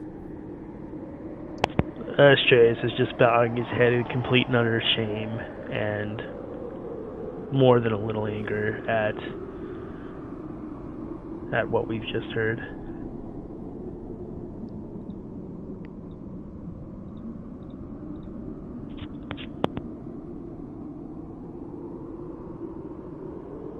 Let us move on.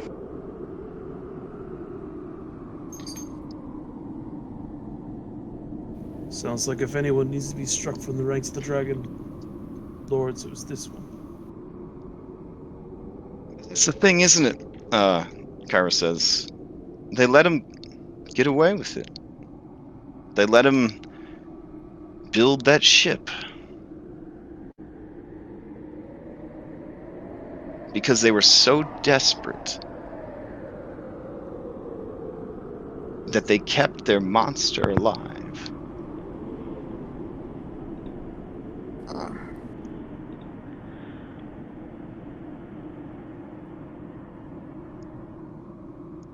Come on. If they didn't, would the Oath of Peace have ever been signed?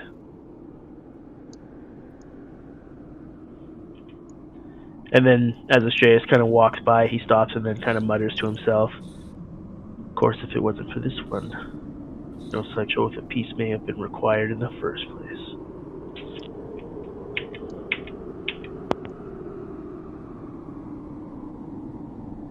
Wait, was that directed towards Astraeus or towards...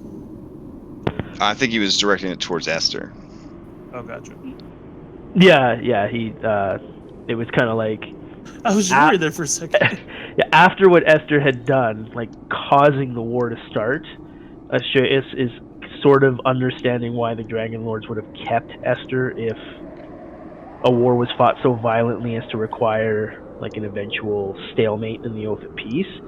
But he's also angry because it's Esther's actions that also forced the position where the Oath of Peace was necessary to begin with.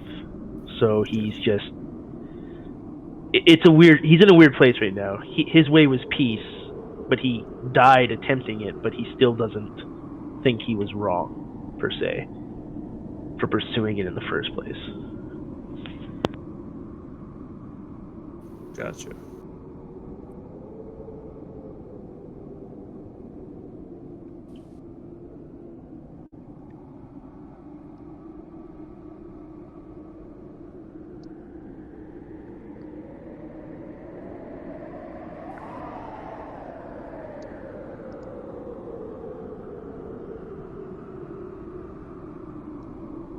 Kyra approaches Astreus and says, "We didn't feel that it was our place to intervene. This was not our world. We had simply found it and were observing."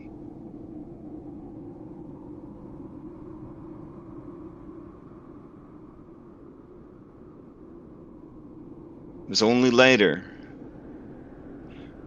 that we felt we had to step in.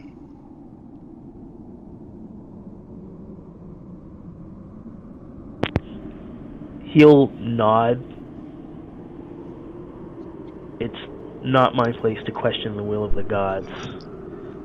But then he just looks down at this holy symbol of Mitros, and he just thinks, or he says,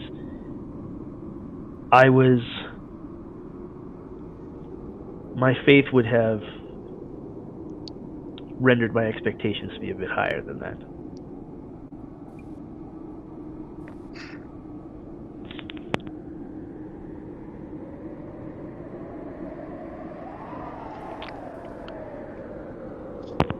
And then he'll turn to this tomb to see what it. Mayhaps in time, you'll remember, and things will be easier.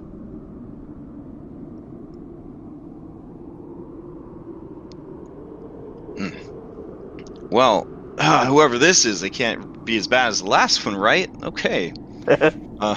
So you guys approach, and you see emblazoned upon this one, Rhizon Phobos, bonded to the dragon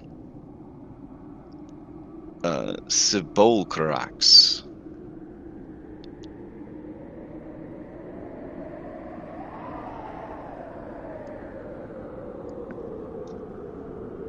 And this door is, let's see.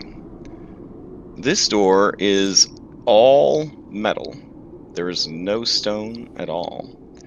The artwork on the door depicts an imposing woman, and she is riding upon a mithril dragon. The heroic warrior is triumphing over a group of formidable-looking Minotaur warriors.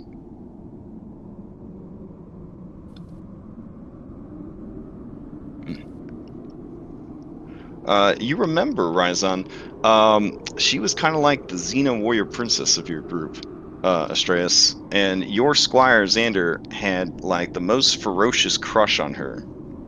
That it was almost schoolboy level, and it manifested itself in a sort of like jealous rivalry where he constantly kept tabs on her training regiments and what weapons she was studying, and always sought to be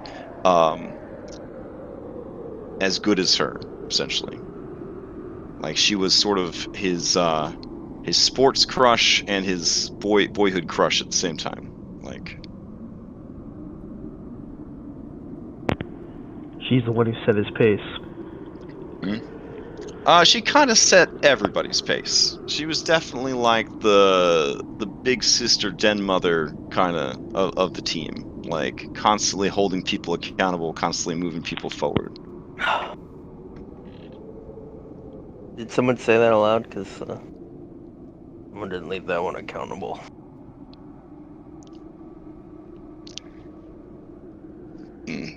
Fair.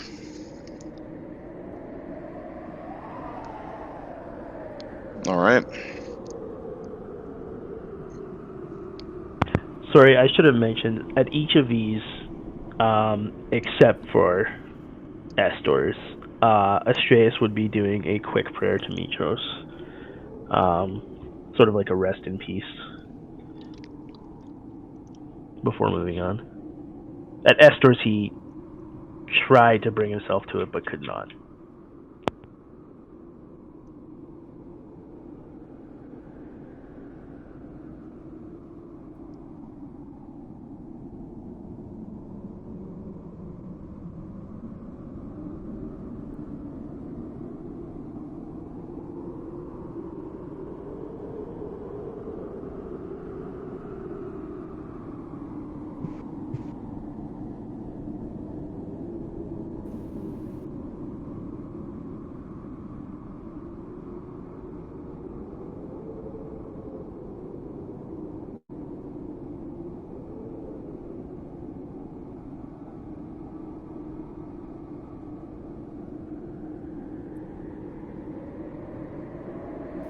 Dan was still there, my whole sound just got silent.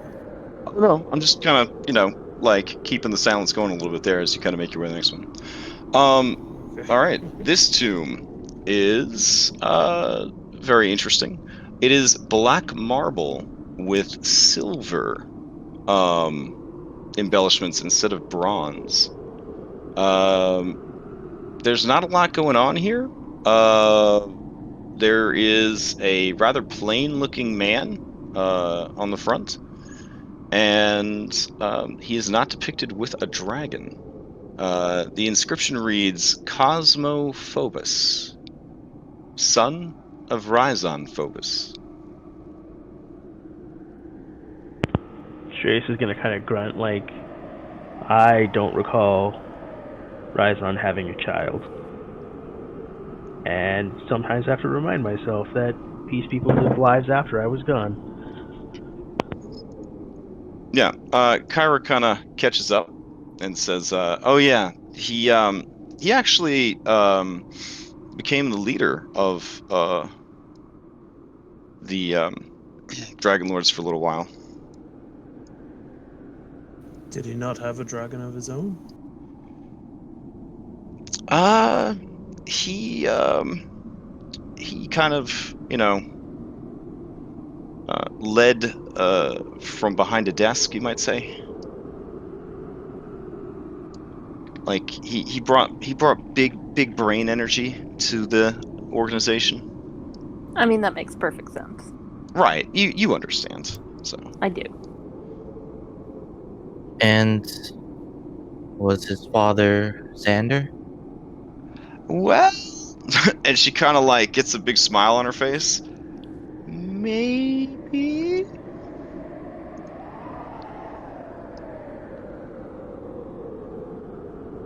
I mean, they didn't bring in a grizzly bear for a DNA test or whatever, but like. Hey, I was damn good at doing that. This is boring. Okay, let's move on to the next one.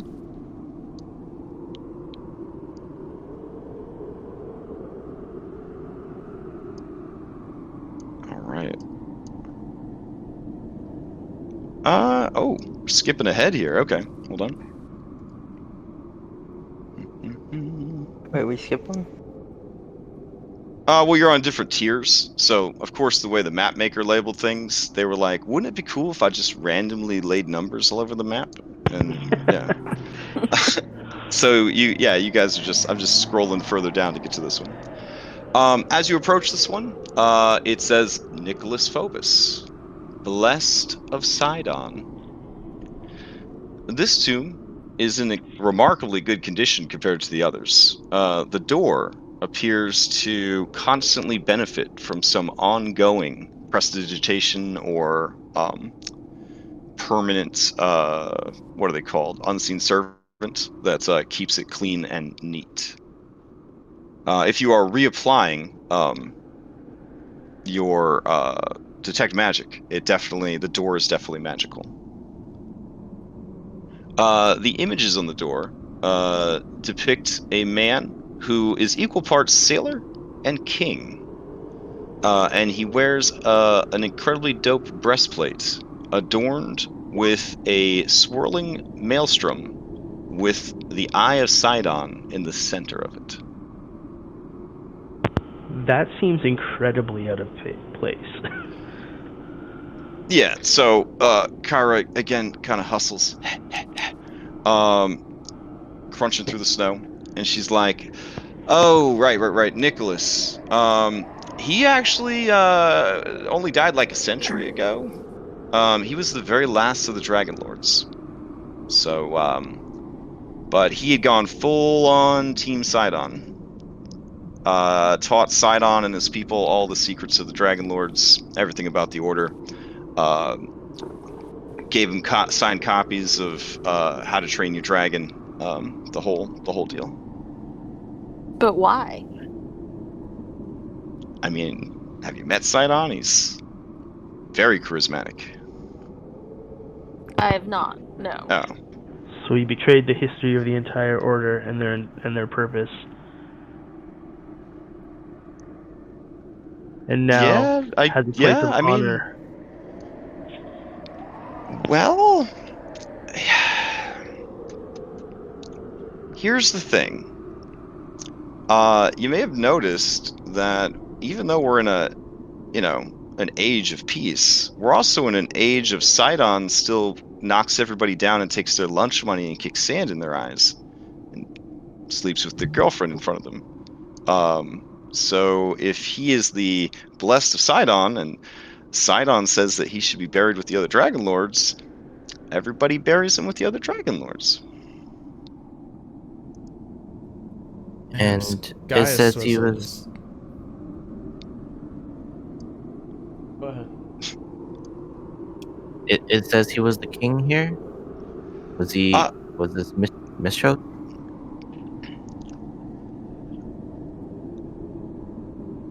Um.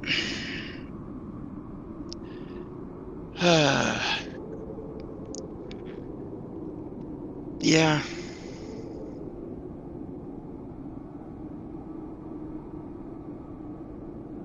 Hypatia wrinkles her nose and walks away.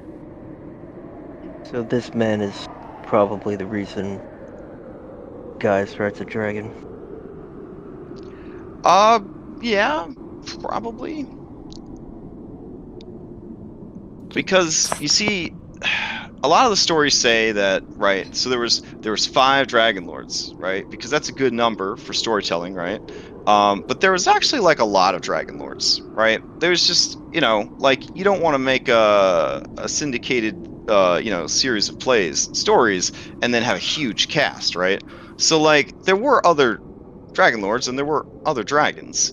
The problem is we haven't really seen a lot of dragons lately, and then all of a sudden we are seeing dragons, and they all seem to be mixed up with people that are friends with Sidon. You could probably understand why there would be some concern feelings.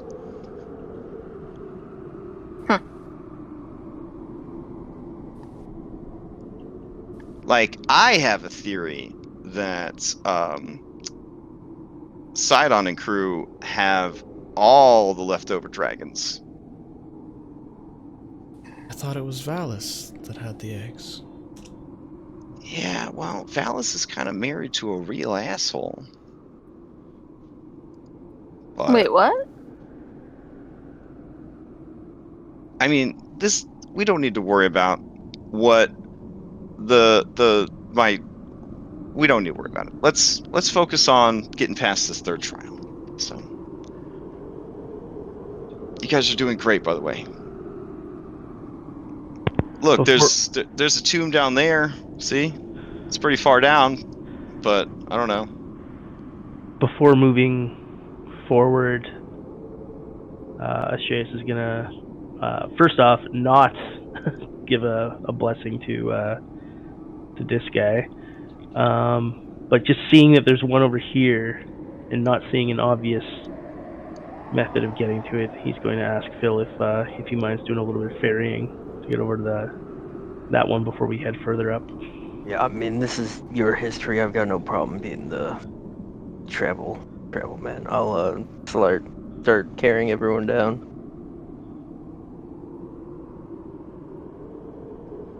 And sorry, Crash, if that messes with the number system. Oh no, it's fine. All If your aboard. NPCs aren't moving, I've sort of like abandoned the map because I have so much more stuff on my map on the different layers, and it's just grinding to a halt for me. But Same. I've like shut down everything else in my browser. I just restarted it and everything. I did notice if you scroll up, like either at the top or the bottom of the map, it seems like super fine. It's when you're not on one of the top or bottom edges that it like just grinds to a halt. yeah. Meh. When I built this months ago, it was running fine. So, and then when I got purchased the pack and used it, it was running fine. But then tonight it's just meh. So I don't know if new update or like server load or what, but all right. In that case, we may just have to theater of the mind the whole thing. That's okay though. So, let's see. we could do that. Hold on, I got a plan.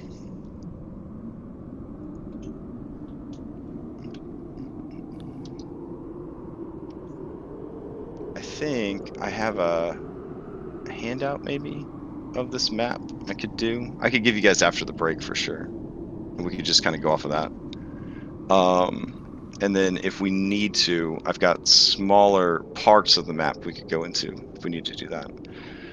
Essentially, in the center of all this, down from the ledge that you were on, there is an area that is like a field of pillars.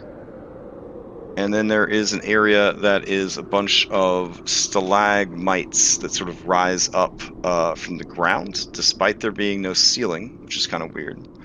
And let me kind of fill you in on those areas too, because you're kind of viewing those from the ledge as you went by. So let's see. Yeah, if you head back south from your current location, I think there's another tomb that you could visit as well.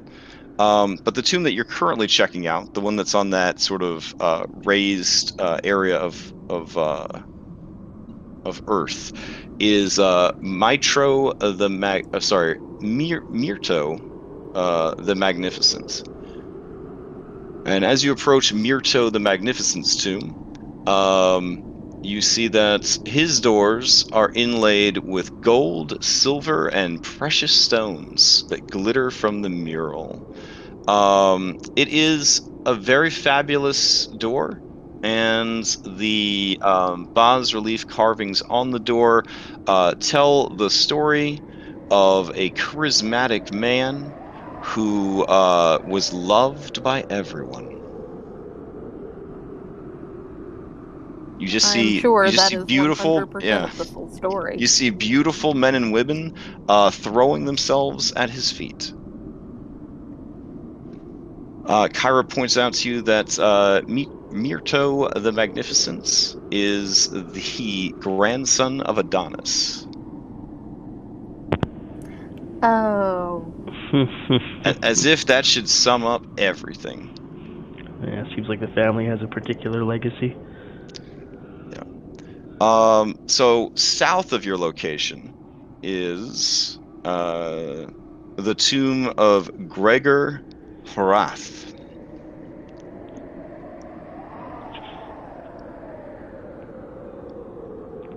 The door is simple stone with the bare minimum amount of bronze. It shows the sculpture on the door shows a grieving woman looking across a stormy sea from a palace balcony.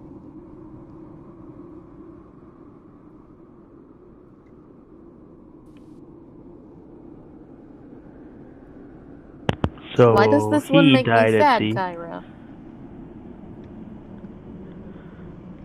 Oh, I mean, it's like well, if you think that one's sad, wait till you see the next one we're going to go to.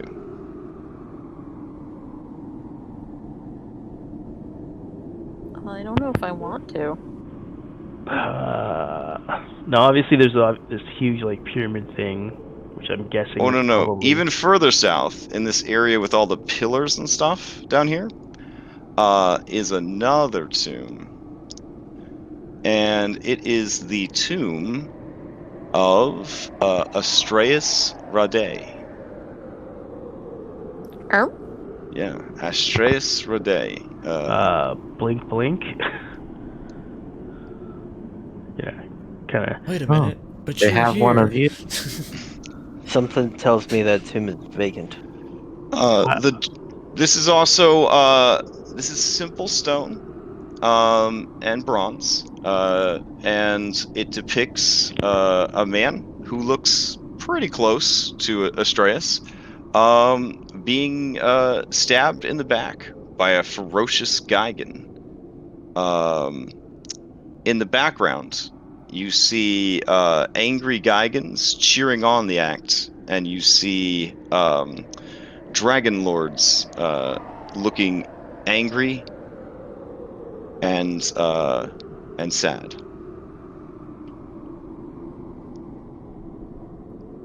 So I kind of want to open this door. I mean, it's not like you can steal from yourself, right? Is it I mean, grave I am not gonna lie. There's a sense of macabre to the curiosity, but like, could You're not gonna you? curse us, are you? I mean, I don't intend to curse us. Is there's nothing magical on the door, Crash? No, there's nothing magic on it. If Hypatia vocalizes that she's kind of interested in going in, then Astreus would nod and say, "This is very curious, and I am interested to see how they decided to honor me." I mean, it's your tomb, right? Yeah, let's do Yeah. it. You can't be grave robbing if you're here. Maybe you should open it. I will do. I don't remember any like weird Dragonlord like password or any who enter will die kind of thing. I mean, you know that if a tomb is consecrated and you do anything bad to it or steal from it, bad stuff will happen to you.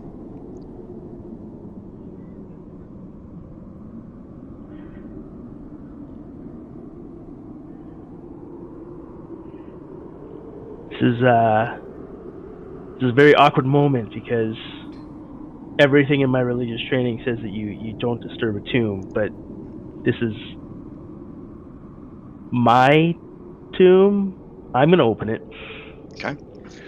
The doors are quite heavy, but you are not in combat, so eventually you are able to pull them open. It's surprising because it seems like the doors have been opened recently. Inside is a simple tomb. It is spacious as these things go, maybe 20 feet wide, 30 feet deep, with a 15-foot high ceiling. Inside, you see that there are two sarcophagi. Both of them are quite ornate. Both of them have had their lids removed and left slightly ajar. So upon seeing two, his first thing would have been to exhale sharply, kind of like, tug of the heart, thinking of his wife. But seeing that both tombs have their lids off, he's gonna rush towards them. Okay.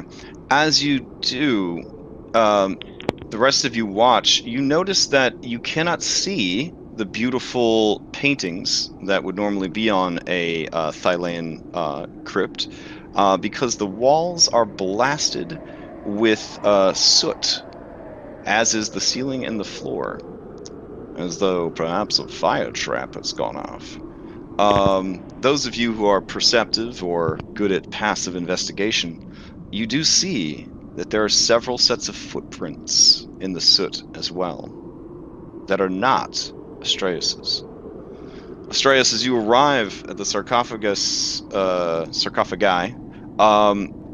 glancing to the one on the left, you see your own likeness, sort of poorly depicted.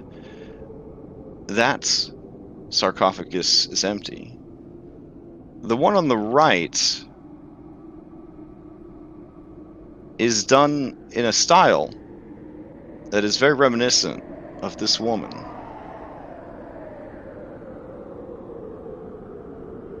The lid is partially ajar.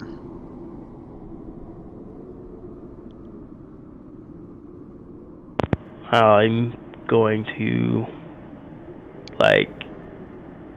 sort of arm kind of trembling as he does. He's gonna reach up to the side and he's gonna peer in. Inside is a corpse that has not been treated well. The head is missing, and it seems to have been looted of any valuables.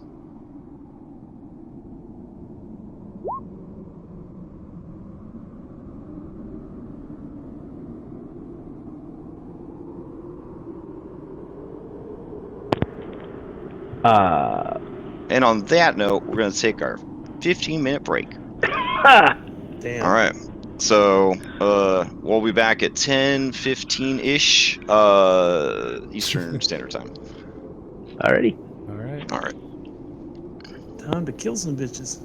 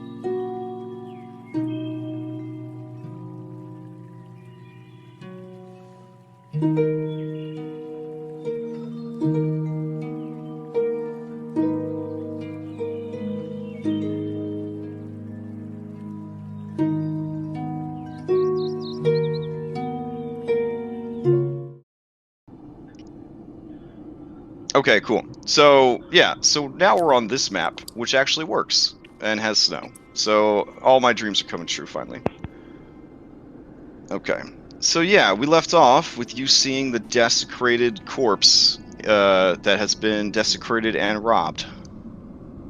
Yeah, so the robbed part, he doesn't particularly give a crap about, but the fact that like somebody took the head off of his wife's body is just gutting him. So it would probably take him a good 5 to 10 minutes to kind of compose himself at the side of her tomb before he would explain to the rest of the chosen that he's going to need some time to perform some holy rites. And he is going to cast ceremony. I do have the components. I actually have enough for 4 castings, and he is doing the funeral rite. Okay. Not so much for the mechanical purposes of the spell, but just for the fact that he's going to reset her. Like if her body's been out of place when they did what they did, he's going to try and set it as respectfully as he can, and put the tomb cover back on. And he's going to perform the funeral rite. It's a rough hour as you go through the process of doing this, because you're constantly being hit with flashes of memory of her laughter, her touch, her smile, her hair, the way that she would make you laugh, the way that she would fight. It's just, yeah, it's all coming back harder and harder and harder. These memories are kind of hitting you, and the blur is starting to come off of things, and less you feel like this boy toy bodyguard acolyte, and more you regain that sense of who you were and what you guys were trying to do.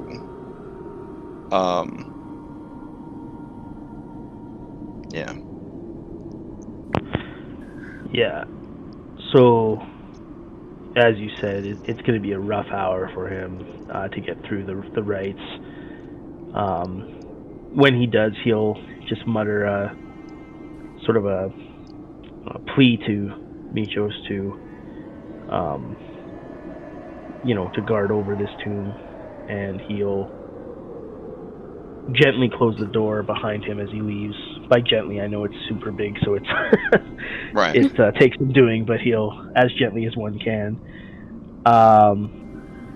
Before he does, and kind of while you're doing the ceremony, I'm gonna take out Damon's eye, and I'm gonna use it like a magnifying glass and go all Sherlock Holmes up in there, try and figure out what happened. Okay. Let us like shine some light on what is this doing here? Ooh.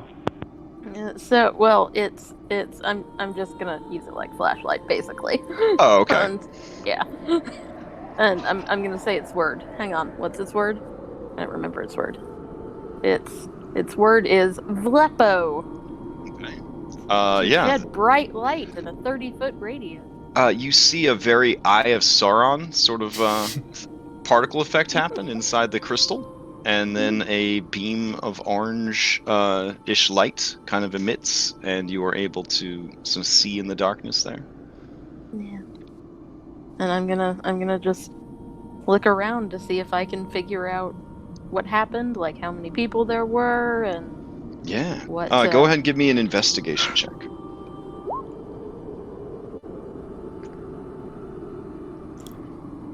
Okay, with a 21, it's totally one of those Sherlock Holmes slash Aragon the Ranger type thing, right? Where first you do like the analytical, like robot scan of the room, and then you start to piece together what happened.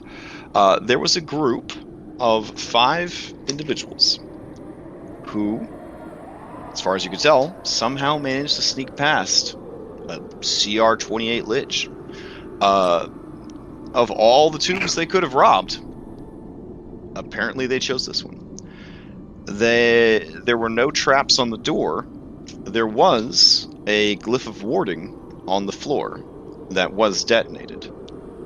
One of the men, and this is like you kind of leaning down and like, putting your 2 fingertips together and rubbing them with this greasy soot. One of them was instantly vaporized.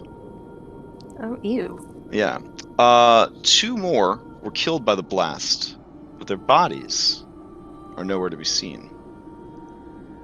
Oh. Of the remaining 2, they made their way through the soot, flipped open the left-hand sarcophagus, saw that it was empty, turned, flipped open the right-hand side. They took the head and any valuables that they could find, and they quickly fled. Huh.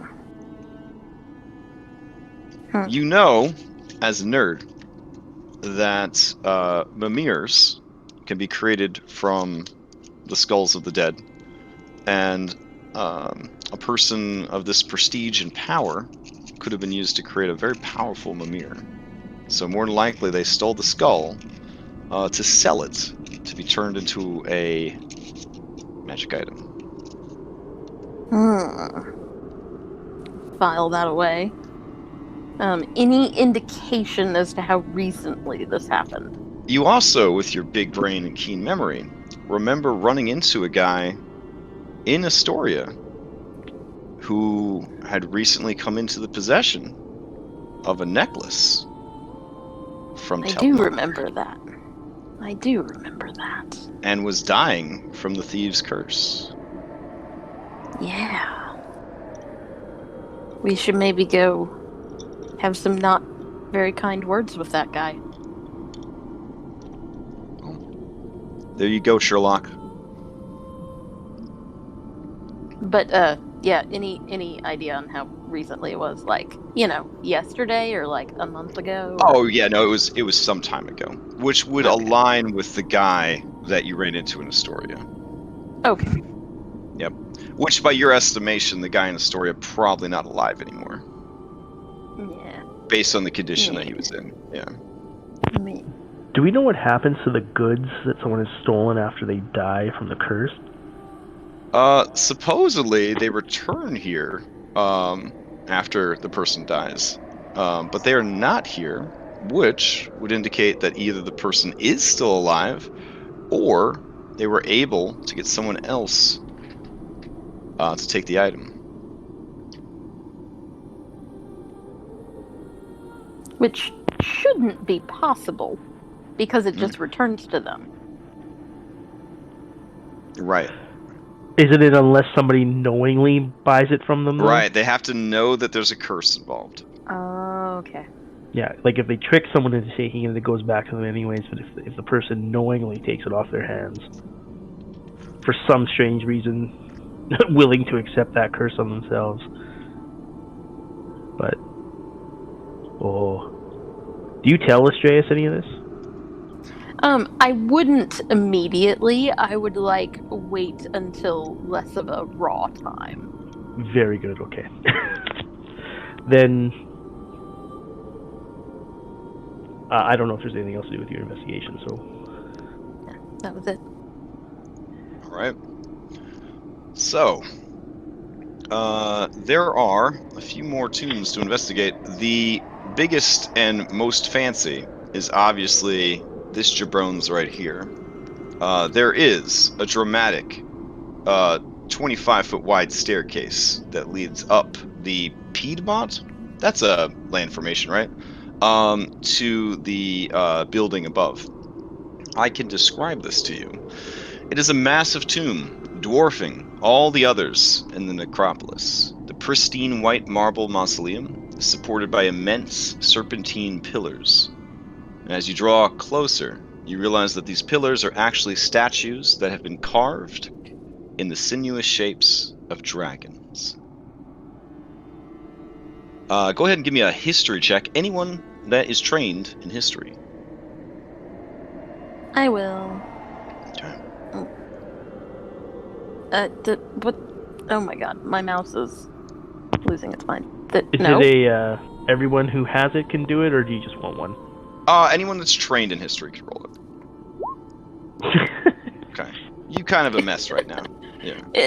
I'm sorry, but my mouse will not work, and I don't know why. Okay, now it's working. Okay, there we go. All right. Oh no, that was history, but it's the same. Modifier. Same modifier. Okay. Hypot, you know that this is the tomb of Balmetria. Balmetria being the dragon that Xander rode around on, like the coolest of the dragons. Like she was the top dragon, the boss dragon, the of all the other dragons, and the mom of some of the dragons. She loved making babies. We drank out of her horn. You did, or a piece of it. So now I kind of wonder, where are the other dragons buried? I guess maybe they're with their people? I don't know. Do you want to go in? It's an open air affair. Well, yeah. Okay. Unlike most of the art in the necropolis, everything except for the favorite of Sidon's door, the walls and ceiling here are pristine, almost new in appearance. There are beautiful art panels inside the structure that depict 5 majestic dragons. 2 silver, 1 bronze, 1 copper, and 1 mithril. A formidable warrior is mounted on each dragon. You're connecting the dots here, that these are the same dragon and peoples that you have seen before. There is another mosaic that is dominated by the verdant coast of Thylea. The dragons fly aloft, and the biggest silver dragon is shown making landfall on this new continent. Her rider greets a haggard-looking group of humans on the shore. And then subsequent mosaics show human civilization on the continent of Thylea blossoming from tiny huts and villages that were besieged by Fae to great walled cities under the leadership of the Dragonlords. Is her rider in that first pane, Xander? It's hard to tell. He's kind of small, Okay. could be anybody. Could be anybody. Has a helmet on. Yeah. Now you do see in the very center of all of the pillars and mosaics and whatnot a huge marble block at the center of the mausoleum. This is where the body of Balmetria is interred.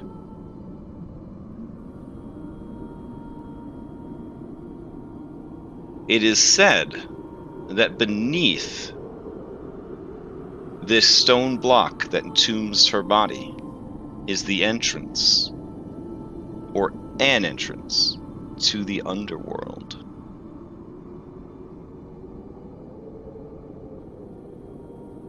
Cool, let's not go there. All right. Anybody have any business here, or are you ready to continue your sightseeing tour? Sightsee. I'm just gonna offer a benediction to Mitros in honor of the remains of Belmetria before we move on. So, following your "You Are Here" token, you head over to the tomb of Isidore Horath. The artwork on the door being the standard gray stone and bronze, shows an unbelievably athletic woman, like she did CrossFit and the Olympics. And it shows her competing in all of the great games: foot races, javelin throwing, stone tossing, stone lifting, wrestling, and so on and so forth. In every picture, there is a man by her side and behind her, kind of creepily almost, but supportive. The man wears a cloak identical to the one worn by the Lich you encountered earlier.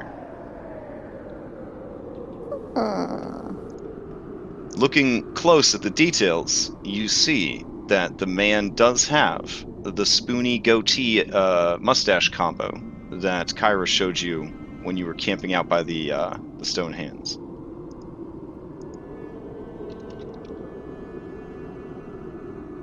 I'm gonna look around, like he's not like around, is he? You feel like you're not sure. You could certainly do a perception check. Anybody that is curious if they're being watched or followed could do a perception check. I was just sure that he was watching or following. There he is. He got way cooler when he turned into a Lich. Like, way cooler. Surprised his last name wasn't Tor.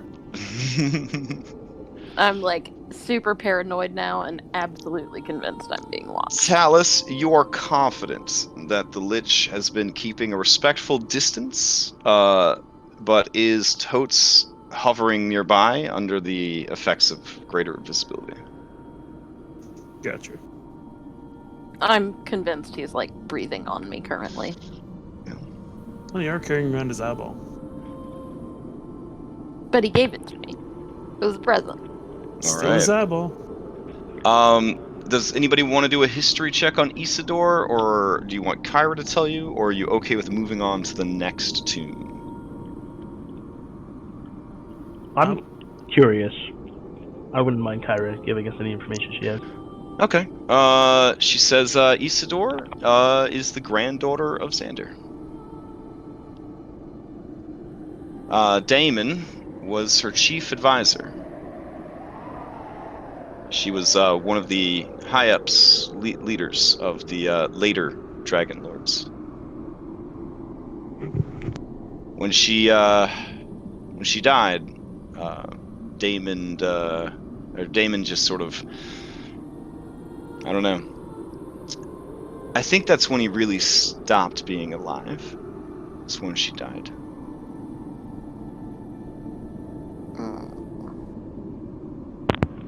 Shall we head to the two up? So if there was ever a tomb that you didn't want to mess with, I would say this is probably the one you don't want to mess with the most. Yep. That's a free pro tip. Loading screen. The one that matters most to the super silent lich that's following us? Yeah. Just a hunch. Don't fuck with the Lich. Are we sure Kira's not really the goddess of wisdom? Oh, I mean, she's way hotter than the goddess of wisdom for sure. I mean, have you guys even seen Valis? Oh my gosh, she's just hideous. Hold on, I got a picture in here somewhere. Oh yeah, I'll just show you her token. Look at this. Ooh, right? I'm just saying that if there was like a blind taste test, right? And you had this or that, I mean, you know, just saying. Anyways, I'm gonna kind of interrupt the conversation to remark upon the family resemblance. It's very impressive. no. Yeah, well, I tried to leave her some beauty, you know, tried to leave her a little bit with the leftover scraps, which was impressive since she's the older sister. So, all right. The next tomb on your tomb tour is the tomb of Lysis Arcleander. All right. Lysis Arcleander was Banana's crazy king. Even in his depiction, he is shown with a glint of madness in his eyes. Yeah. He is the grandson of Esther. Yeah. And he was the last member of Esther's bloodline to rule over Astoria. He was so crazy and so violent and brutal that the god Pythor stood up and walked over and kicked the shit out of him till he was dead. And that is why Pythor is now the king of Astoria. Hell yeah. Yeah. Much like his The great nod, like- granddaddy, he opted for black marble with red veins. Apparently, you learn a lot about people from their tomb door choices. So.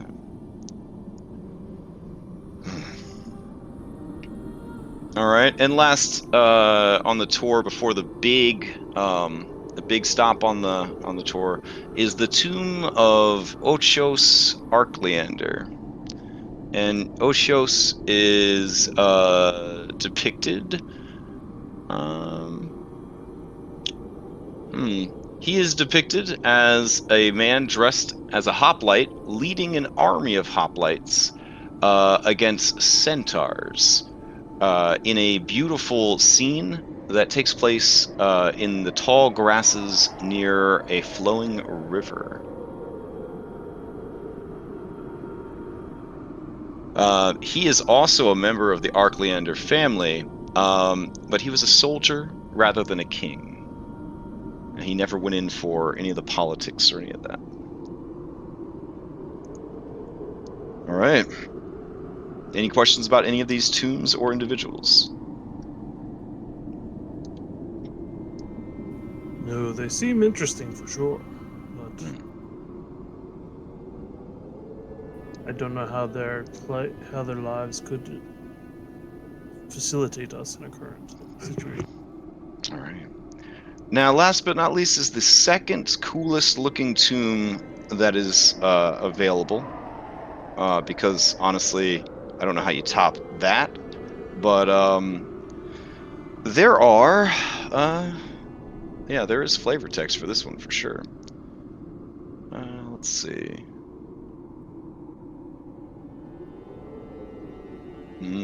Okay. This is the tomb of Xander Hroth, the first Dragonlord. This white marble tomb is carved into the side of the mountain. It is sheltered by an imposing portico of weathered columns. The entrance is blocked by a heavy chiseled slab, flanked by two statues of sitting lions. The center of the slab is fitted with an inset bronze handle. The pediment, I think I said that right, above the tomb is engraved with the name Xander, amidst intricate vines and Laurel leaves.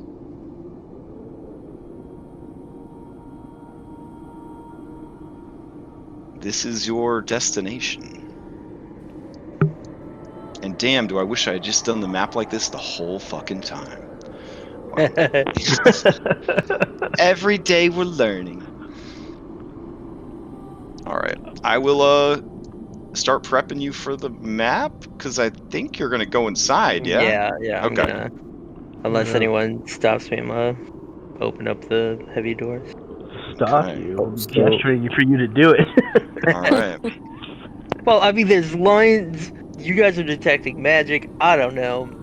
I'm not a wizard or a Yeah, no. spellcaster. If I detected anything that was like, well, just magic at all, I'd let people know. You're not gonna let me blow up like those grave robbers did. No, please don't let me blow up. I don't have Oh, danger sense. so this giant thing was Balmetrius. Yeah, the big pyramid was Okay. Balmetrius tomb. Yep. Oh, I thought it was like a cave or something. With Philippocles, you don't have danger sense because you don't know danger. There you go. Reckless They- decisions, yes. Yeah, it's like the Daredevil, man without fear, you know? You're Philippocles, man with normal dexterity saving throws. So. All right. The map didn't include doors, for you to move. So, I was adding those in real quick.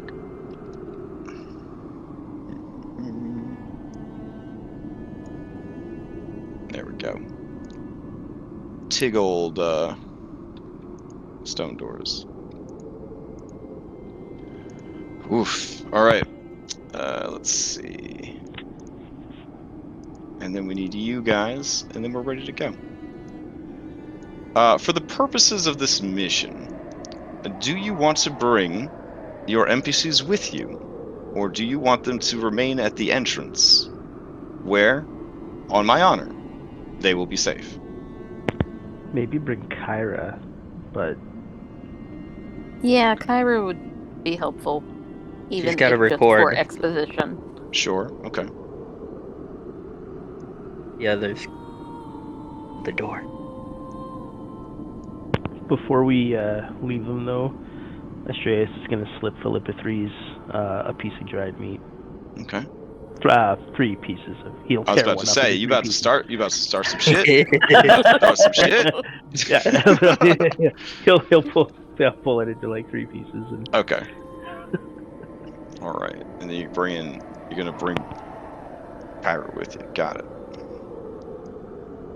I can also guarantee that this dungeon has no elevators. I mean, I'm not just Oh, worried about. darn. I'm worried about everything now. Like, all right. Just bridges we could fall off of to our deaths if we don't get a feather fall off in time, or have All a right. Philippa Three. Hopefully you don't see the entire map, and hopefully it actually works. If you can see the whole map, please don't. Refresh your browser. Blah blah blah blah blah. You guys would be over here. Yeah, 2 shadowy lions on either side, and we're on like a pedestal thing Okay. with a couple of stairs. Oh, up. let's drag a soul out to get some light. I have the light cantrip on my greatsword also, so I enabled that. Okay. And I have my eye now. We have all kinds of light. All right. That doesn't use one of its 50 charges every time you like. It doesn't actually. Oh, that's awesome. Yeah. All right. Oh, it feels good to be on a map that's not killing my browser or being killed by my browser. I don't know. Yet. Thanks for the arrow for the doors. I had no idea what these were. I'm in the habit. I'm in the habit now of spray painting every door I see. It's the legacy of my perfect playthrough of Jet Set Radio. So, all right, spray painting doors. So, they were ready for you. There are actual numbers you have to roll to open this door. It is not an athletics check. It is a raw strength. All right.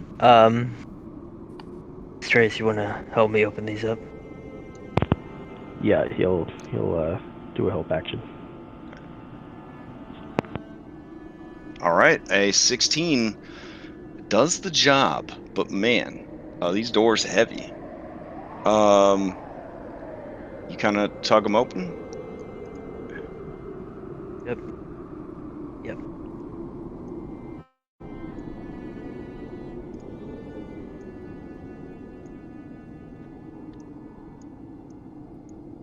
All right, I got more flavor text already. This hall is dark and wet. There are stone arches held up by pillars. There are stone archways. There are stone archways created by pillars holding up the ceiling. There are empty torch brackets lining the walls at regular intervals. The floor is many different tiles of interlocking stone. There is a mosaic on the floor of a man being cursed into the form of a minotaur. Without detect magic, every now and again, there is the flicker of magic glowing across the mosaic and the runes. Huh. From this central room, you do see that there is a doorway to the north, the south, and the west. The aesthetic here is very spooky minotaur. Seems to be the aesthetic. Whichever way we decide to go, regardless of it, this being the first room, Astreus is going to light a torch and place it in one of the sconces. Okay.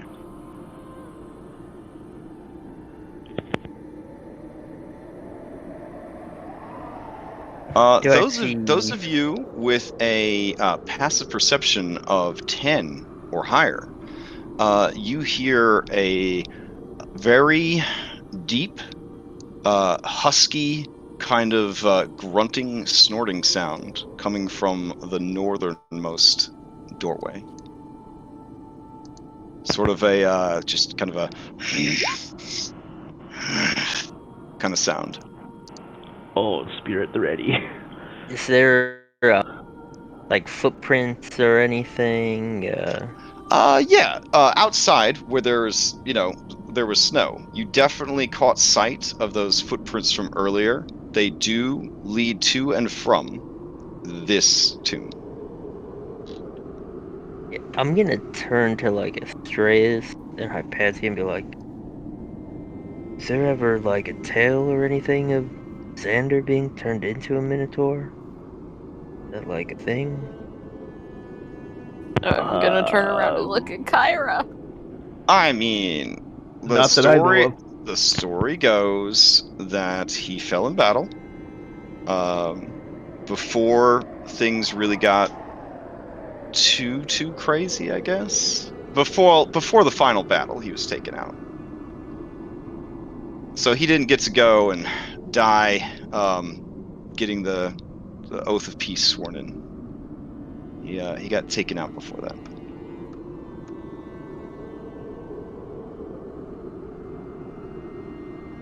By becoming a minotaur, or just dying normally? First, I've never actually gone inside this tomb before.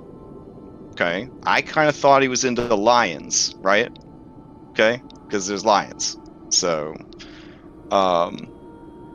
but I mean, maybe, and she kind of has like a weary sigh. I mean, it was a popular practice to like trick minotaurs into oaths of servitude, sometimes that lasted even after they died.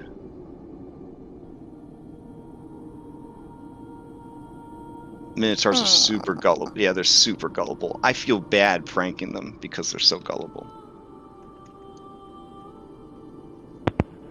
sorry, Crash. Are the torch sconces on the pillars, or are they on these like statues? The way they're described is they're handy, so they're basically like every 10 feet or so. Okay. Yeah. I'll assume it's like near the wall. I'll just put Yeah, it so if you wanted to just place one down, you certainly could. there. Okay. Guess we should just confront the Minotaur. Pretty sure it's in here. Yeah, I agree. I'd rather not have it come up at us while we're wandering. As you begin moving towards the doorway, you hear something very large and very heavy begin moving towards the doorway as well. Yeah, I'm just gonna let's go ahead call and out. we'll just roll initiative now. That's cool. Okay. Yeah. Dang, I don't even get to call out. We mean you no harm. We just wish to speak. This thing is not into that. Not into Okay. that. Well, I tried.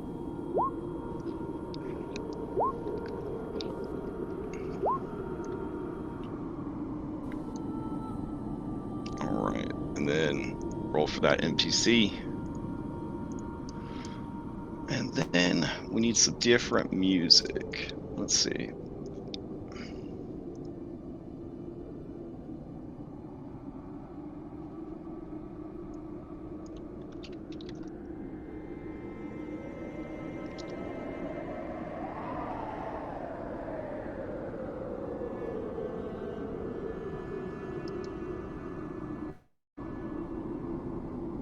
This one might work. There we go.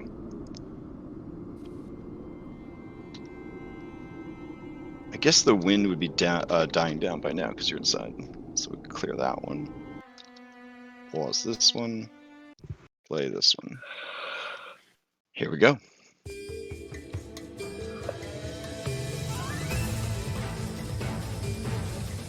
All right.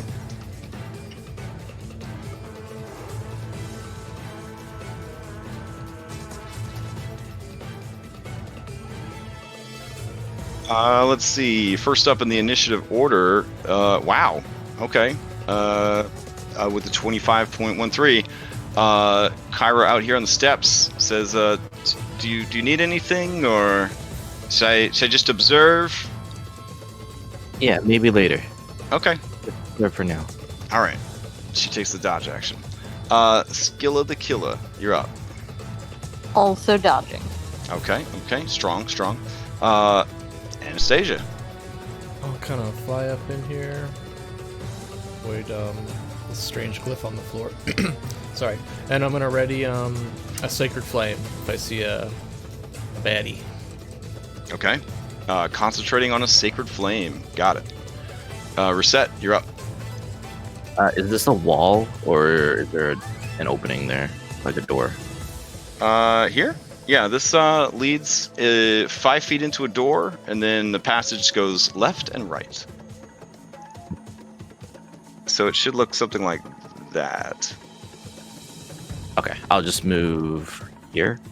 Mhm. And I'll ready some darts for if it comes past these two pillars.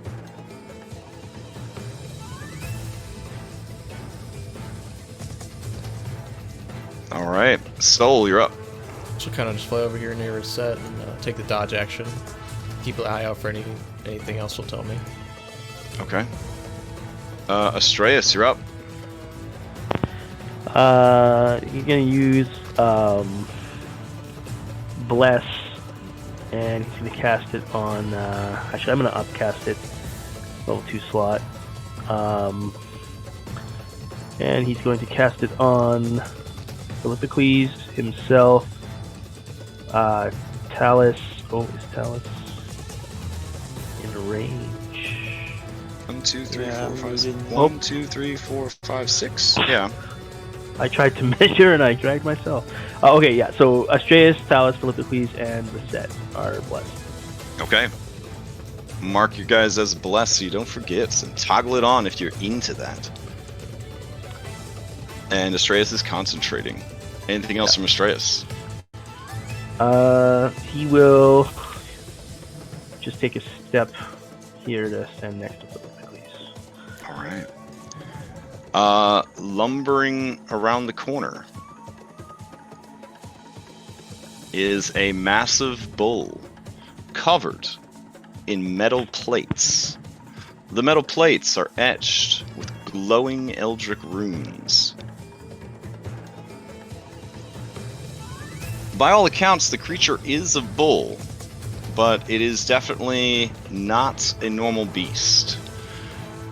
It begins to paw at the ground, making like it is planning to charge. You see, billowing from its nostrils and mouth, a noxious gas. It rears back, slams its hooves down, and it breathes forth as it charges forward a noxious cloud of gas. Alright, this is a 30-foot cone coming at you. Man, I think I'm in it. I think we're all with it. Let's see. Oh, Oh, my goodness. Oh, Alright, if you're in this template, I'm gonna need some Constitution saving throws. does it have anything to do with poison? If it does, I have advantage. It does not. Well, I don't need it, yay. Okay.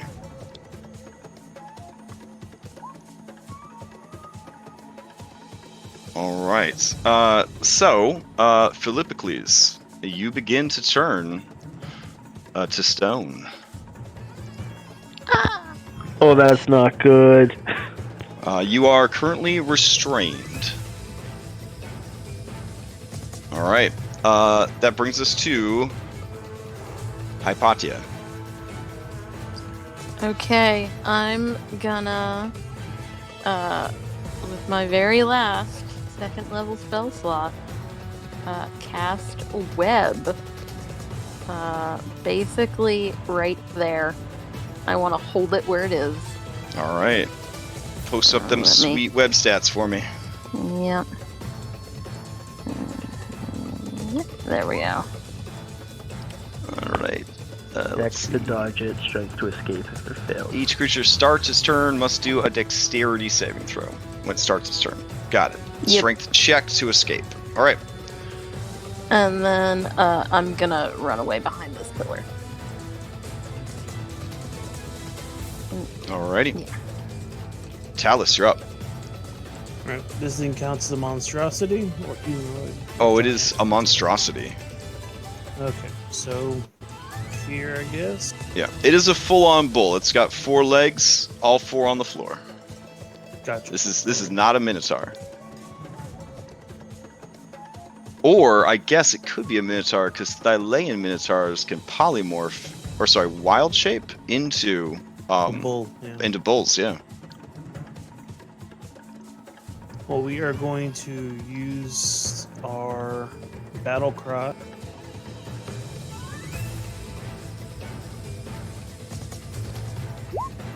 In order to counteract the disadvantage, it is neutral. Okay. Because it is my favorite creature type.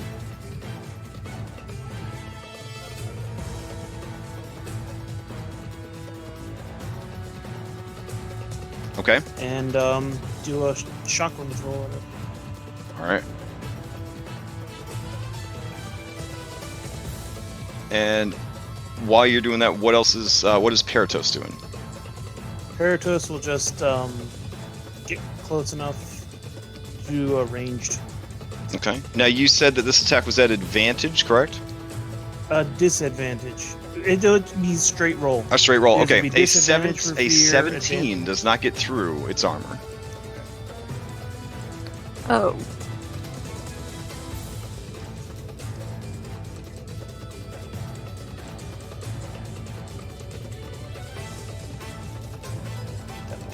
Either, but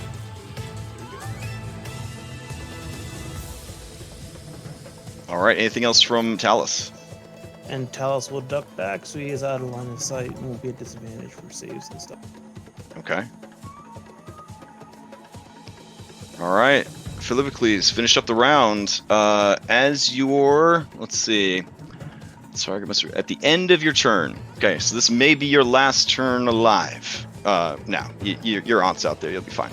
What are you gonna do? Bonus action rage, Okay.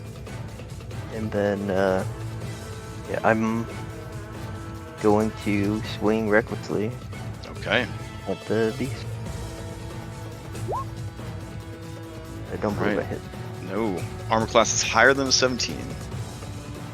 Then I'm assuming a save, con save. Yes. Constitution save. Here we go. All right. 13 is the number you needed to meet. You managed to, in your rage, sort of flex your muscles, and the stone that was forming over your legs shatters to dust. Feel like Mitras really helped me get through that one. Literally, yeah. That's the only reason. Yep. That completely ends the agnostic argument in Thylea. So.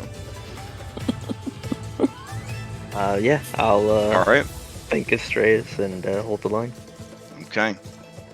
We're gonna peek in. So, a Gorgon. Okay, that's pretty good. All right. Skilla, you're up. Okay. Skilla's gonna turn off the measuring tool and turn on the thing. Gonna seriously. Okay. Fly up here. And just kind of try and twirl through its legs and Okay. provide the help action, like make it try and trip. Okay. Cinematically, of course, but not actually Yeah. going into the webbing. Winky face. Yeah. Gotcha. Yeah. All right. There is now it's an easier target. Anastasia, you've been holding your action. Did you want to blow it before your turn came up? I was gonna ask you that. Yeah. Yeah, sure. So Okay. Flame. So Dex save 14. it makes the save. I would say it less got out of the way and more that the Sacred Flame just sort of reflected off of its hide. Yeah. Yeah. All right. So All right. Your turn comes up. Phil's not turning to stone anymore. That's good.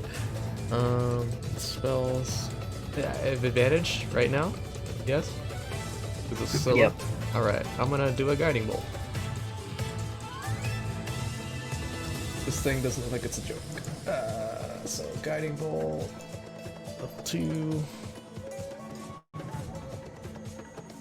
Oh. Wow. Sorry. Okay. As you go to blast it, you have advantage because of Skill of the Killa, but a 14 just glances off its armor. That's okay. I didn't want that one to hit. That was embarrassingly low. Okay. I'll move back a little bit. That's my turn. Okay. Can I release my reaction? Yeah, totally. After.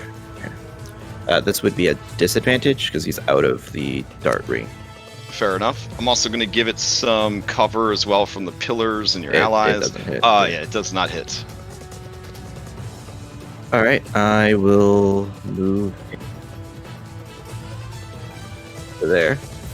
Okay. I'm gonna hit once with the spear. I'm gonna try to. Is it still? I guess it's kind of in the web. I want to kind of twirl my spear a little bit, kind of mess his horns up a little bit, so he gets stuck more.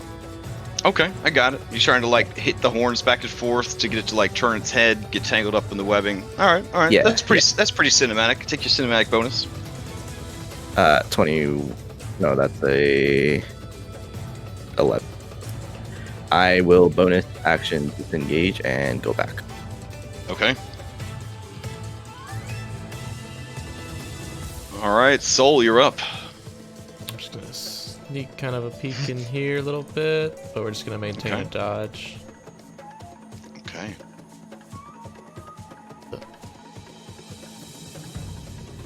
Now, yeah, one thing that does kind of, I mean, I know it's very busy right now, but those of you who are learned in either religion or history, you see that all of these minotaurs have, the statues at least, have 3 eyes. And You know who else has 3 eyes? The Titans have 3 eyes. Sidon has 3. Actually, his sissy has a 3rd eye also. Oh, Yeah. so does well, I ain't gonna talk about that. Yeah. Anyways, Astreus, to you. Yeah. Yeah. Well, damn. He will. No guts, no glory, I guess. I will cast Moving Blade by making a spear attack. Okay. 21 is enough to hit. Alrighty. So 9 piercing. It is boomed, Yep. So use the D8 if it moves. which we now have an icon for. What? All right. So it takes 9 points of damage. There we go. Oh crap. Yeah, that's my turn. That's your turn. Holding your ground. Okay. Yeah. All right. A number of things happen on the creature's turn. 1, tries to get back that sweet breath weapon. We're all hoping for a 5 or 6. There we go. Okay. Then it's got to make a dexterity save against the web spell. Holy shit. Okay. Ugh. It is not bright enough to get out of it, I don't think. So I guess it will just stand there and fight in the doorway. Yeah, maybe it could knock both of these dudes out and have room to get out. I don't know. Okay, let's see. We got 2 targets here. Only one of you managed to hit it, though. So it'll go after the guy that hit it. So it rises up and it brings them hooves down, trying to hit you, Astreus. 19? Shield spell. All right, you burn a sweet and delicious spell slot. Excellent. Okay, the creature's turn is over. Hypatia. I'm gonna frostbite it. Oh, nope, that's not the attack. Okay. It's got to do a Constitution There. save. Yes, there we go. All right, it makes a save. That's all I got. Okay, Talus, you're up. Okay, we're gonna try something a little different here. We'll move up here, and then try to use Thorn Whip to grab the statue and try to pull it down. Oh, okay. I feel like these statues don't belong here because this is one of the founding Dragonlords. Oh, this statue right here. You're gonna pull it down. All right. It's got a pretty static armor class, so go ahead and roll your attack on it.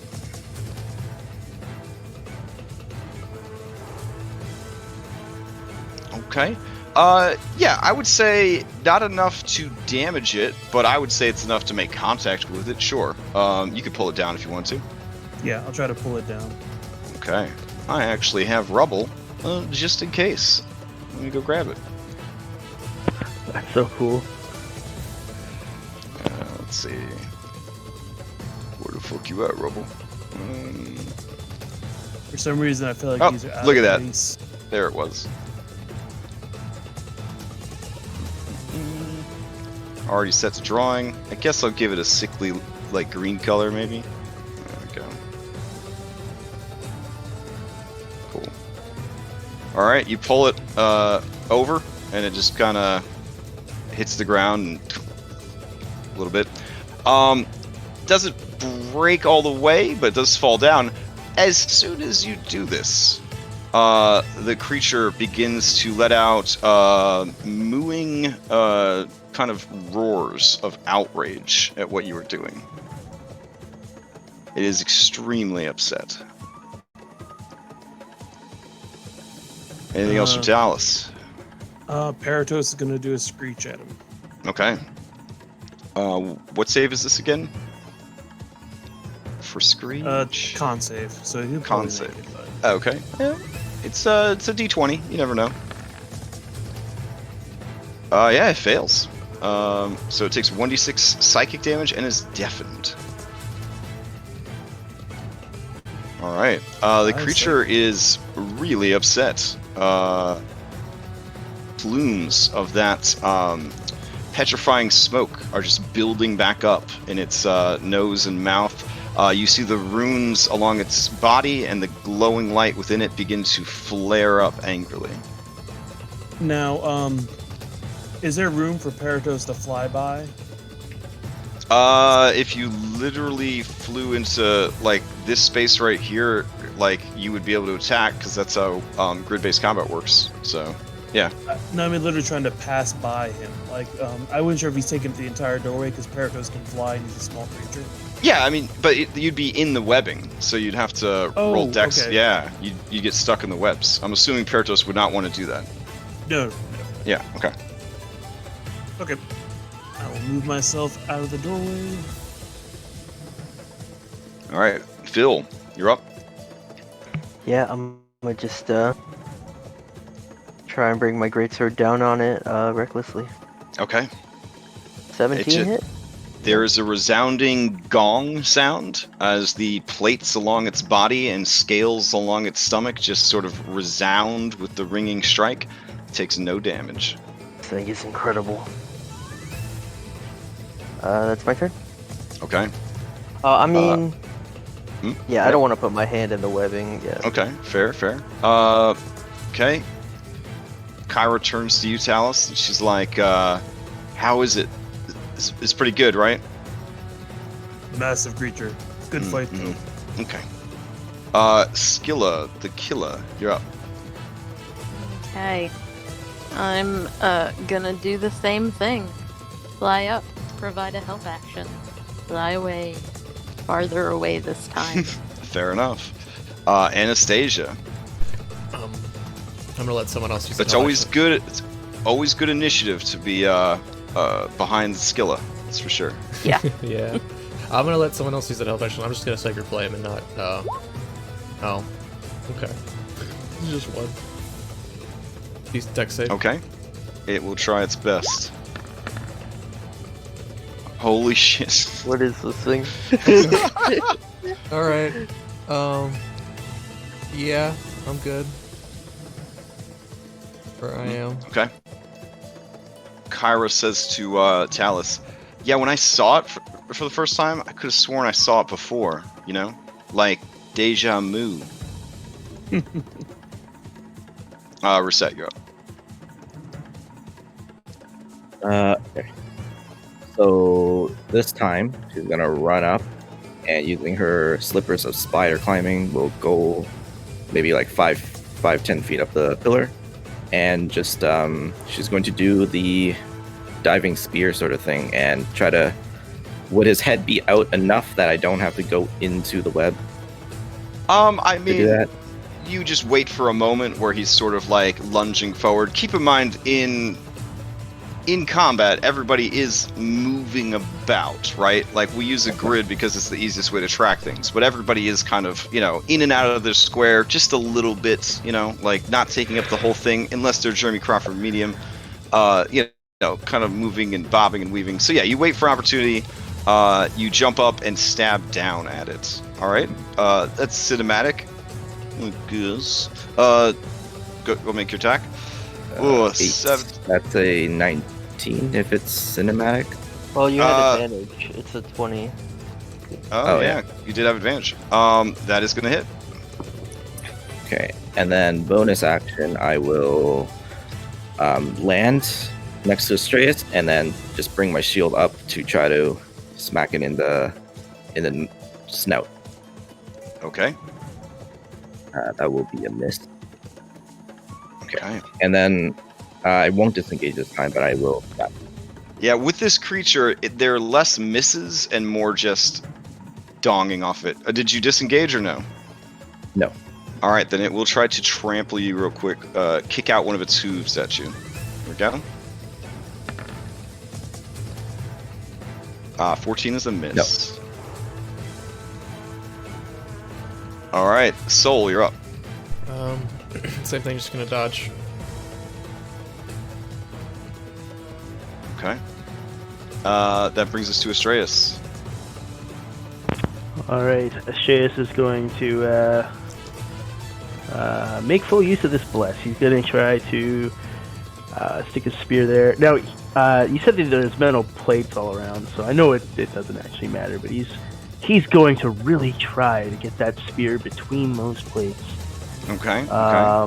This time he's not booming blading because he sees that this thing seems to have no interest in actually moving, so he's just going to be rolling a straight attack. All right. Oh. Oof. Yeah. Even with that cinematic bonus for trying to go for them, weak spots in the belly scales, nothing. Okay, he's gonna just call for Mitros' aid to bless us, as he already did. But yeah, and he's just gonna redouble his focus, spear on top of his shield, looking for the next opening on the next round. Fair enough. That brings us to the Gorgon. All right, it's gonna try to get back its breath weapon. Oh, so close. And then it is going to.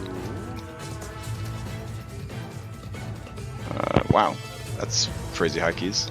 Is it the one save? check and done on the web, or does it have to try each time? No, it has to try each time that it stays in the web, I believe. Let me go up and read it. But yeah, every turn that it stays in there. Turn in, yep. All right, here we go.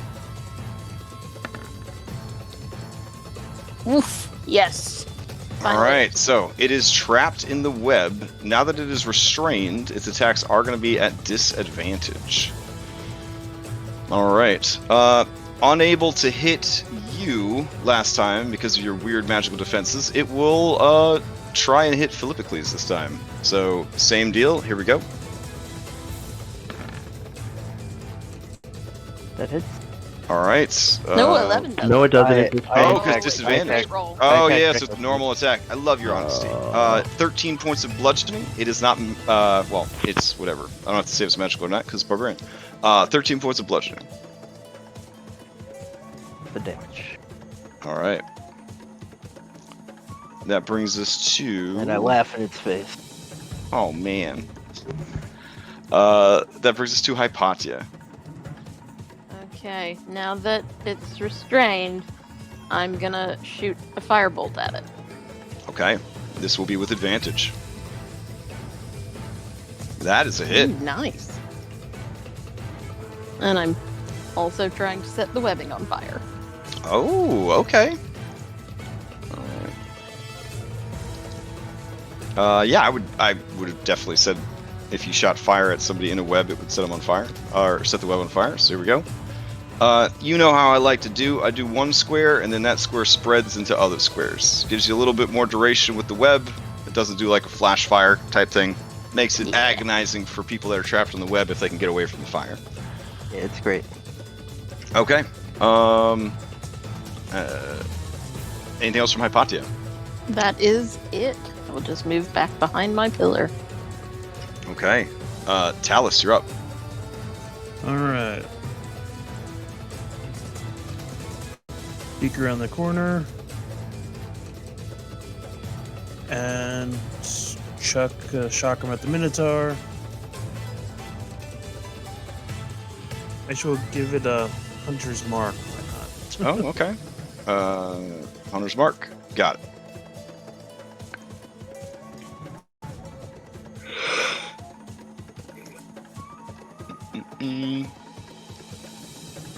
Oh, I gotta show you guys how to make instant macros. I learned that the other day. Somebody posted a video on how to make instant macros. It's crazy how easy it is. You can 19? take all your best stuff from your character sheet, you literally just drag it, and it turns into a macro. It's incredible. Nice. Alright, so what did you get? 19. 20. Actually, it's a Natural natural 20. 20 because it's restrained right now. But he's frightened.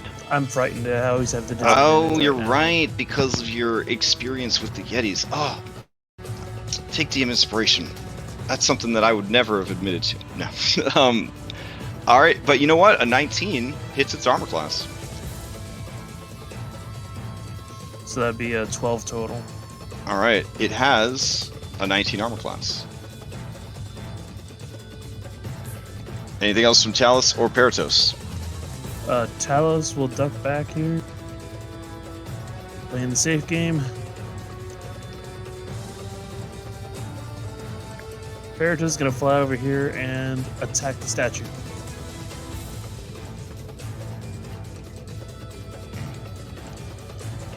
Oh no, back one, so we're not melee. Okay. Yeah, as you fly towards the statue and launch a bunch of sharp blades at it, this creature turns its head to the side and lets loose another angry bellow. It is at this point where you notice that it does have in the center of its forehead a little bit of that extra eyeball going on. As it sort of opens the eye and looks around. All right, Phil, you're up. Yeah, seeing that the creature's now trapped itself into the webbing and it looks like a much easier target, I'm not going to swing recklessly. Smart. I'm going to okay. swing my greatsword over Strace's head, and like I'm going to try and catch up some of these flames and just hit him in the face with them. Okay, hype. Cinematic for sure. Yeah, 20's definitely going to hit. 19 Wow. damage. All right, Good that's hit. a beefy hit. As you do this, the creature is bloodied, and as it becomes bloodied, it gets really, really angry. It looks about at the webs, at the flames, at the intruders, at the damaged property, and it is extremely upset. But it's also webbed and on fire. So, anything else from Phil? No, that is all. Okay. That brings us back around. Let's see. Skilla. All right. I'm gonna. Well, since things already have advantage, I'm actually just gonna dodge. Okay, fair enough. Kyra, who forgot her turn, she's gonna kind of slink into here, and she's gonna whisper over to Anastasia. So, you know why Minotaurs don't like to use bow and arrow? No, I don't know. Because they're afraid of hitting a bullseye.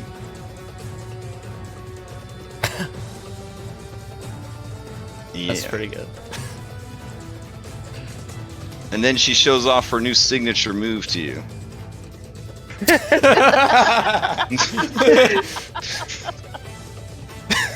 Wow. Gotta close it.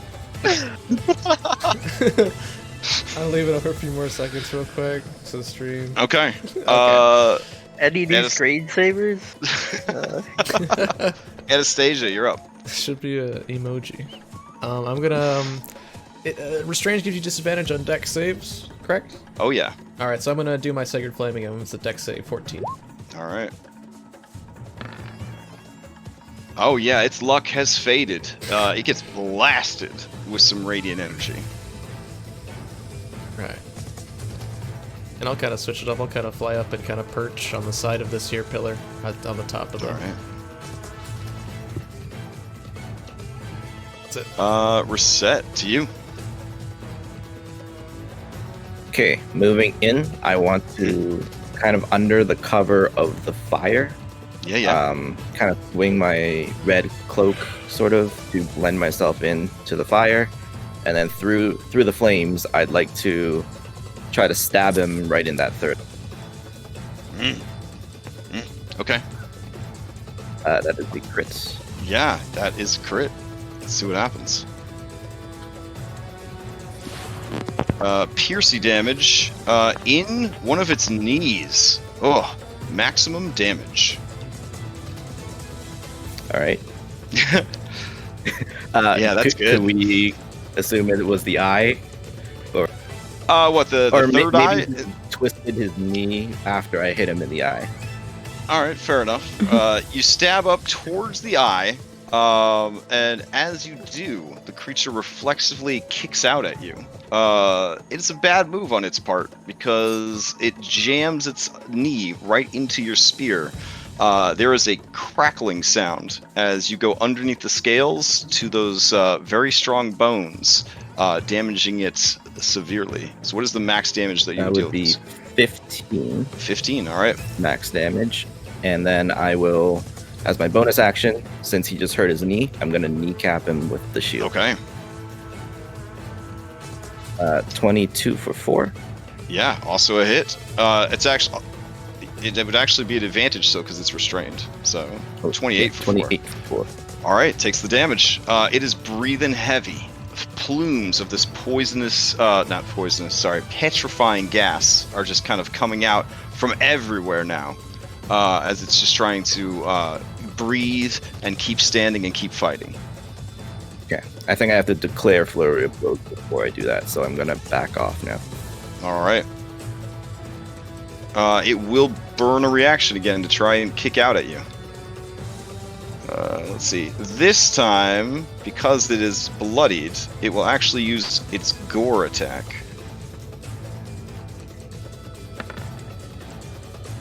15 does not hit, though. All right. Soul, to you. Alright, seeing that her foe is weak, she's gonna fly over and spit fire on it. Okay. Oh, wait. Yeah, I don't want to get that close, so yeah, I'll go here. And burn. I swear I clicked it. There it goes. Yeah. You dramatically fly over, spin in a circle, make a beautiful fiery display. Not even a single web is set on fire. Embarrassed. I think she's kind of, since it already used this reaction, she'll just fly away. Yeah, the cameraman like puts a wing over its eyes, like. All right. Not the coup de grace I was Astra- hoping for. Astreus, you're up. All right, seeing an opening after the brutal hit that Reset gave it to its knee, he's just gonna try and lunge forward with all of his might. Ooh, That is another dang crit. crit. All right, let's see what happens. Another Piercy. Let's see. It has to make a strength athletics. Oh wait, if this was a melee attack, you can make a strength athletics check. All right, give me a strength athletics check, Astreus. Oh yeah, it is triple damage. You drive the spear into the same spot that Reset had already damaged twice. You hear a resounding snap as you tear through the tendon and just dislocate that front hoof. Whoa. So that'd be one more d6, eh? Mm-hmm. Ooh, nice. All right. This is the last round that this creature will be alive. Let's see what happens. Does it take the fire damage at the beginning of its turn? Yeah, it does. Yep. 2d4. Here we go. All right. It would have it already has disadvantage, but it would have had disadvantage from its busted front leg. It is going to try and trample Astreus, who hurt it so bad. So here are the hooves for that. Oh, wait. Before I do, let me see if I got my 5 or 6. Okay. 14 doesn't hit. And then it will try to gore. It does not. The creature just... I don't know. Like, in an angry sort of state of near madness, it just fights against the burning cables of webbing, trying desperately to hit people, bucking, tossing its horns about. It's got nothing. All right, Hypatia, on your turn, the fire spreads. All right. I'm This does mean that the first space is now gone. yes. Yep. But it is still in the other 3, so we're okay. I'm gonna firebolt it again Okay. for 23. 23 definitely hits. I'm just How does it die, Hypatia? just like whooshes up in flames. Like the second firebolt just bonfired it, and it screams pathetically as it dies. All right. And with that, we are out of combat. I will immediately collapse the web, and hopefully putting the fire out when I do so. All right. Yep. With nothing to burn except the corpse here, and the corpse is covered in iron, so the fire does burn itself out. Yeah. The mighty Gorgon has been slain.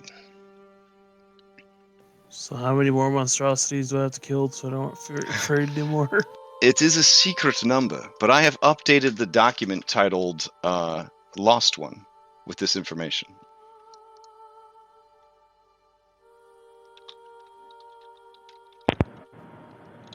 Yeah, this campaign is so complicated that each of your characters is their own Google document.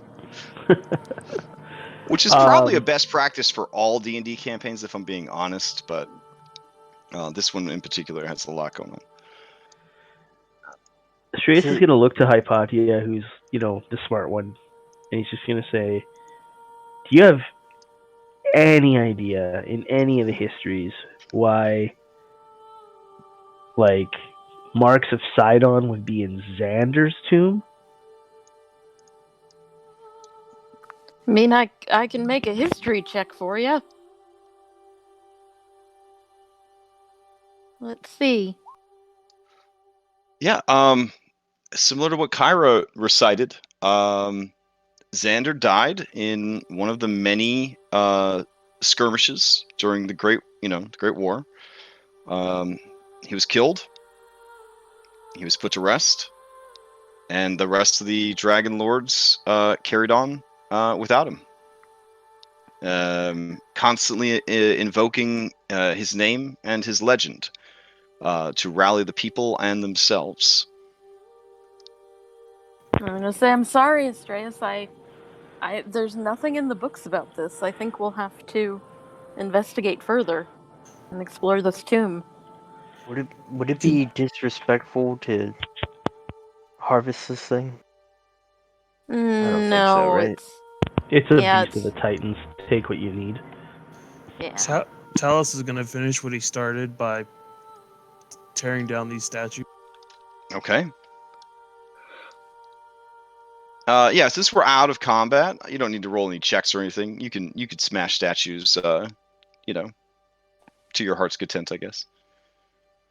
None of them blow up or teleport you to a random location.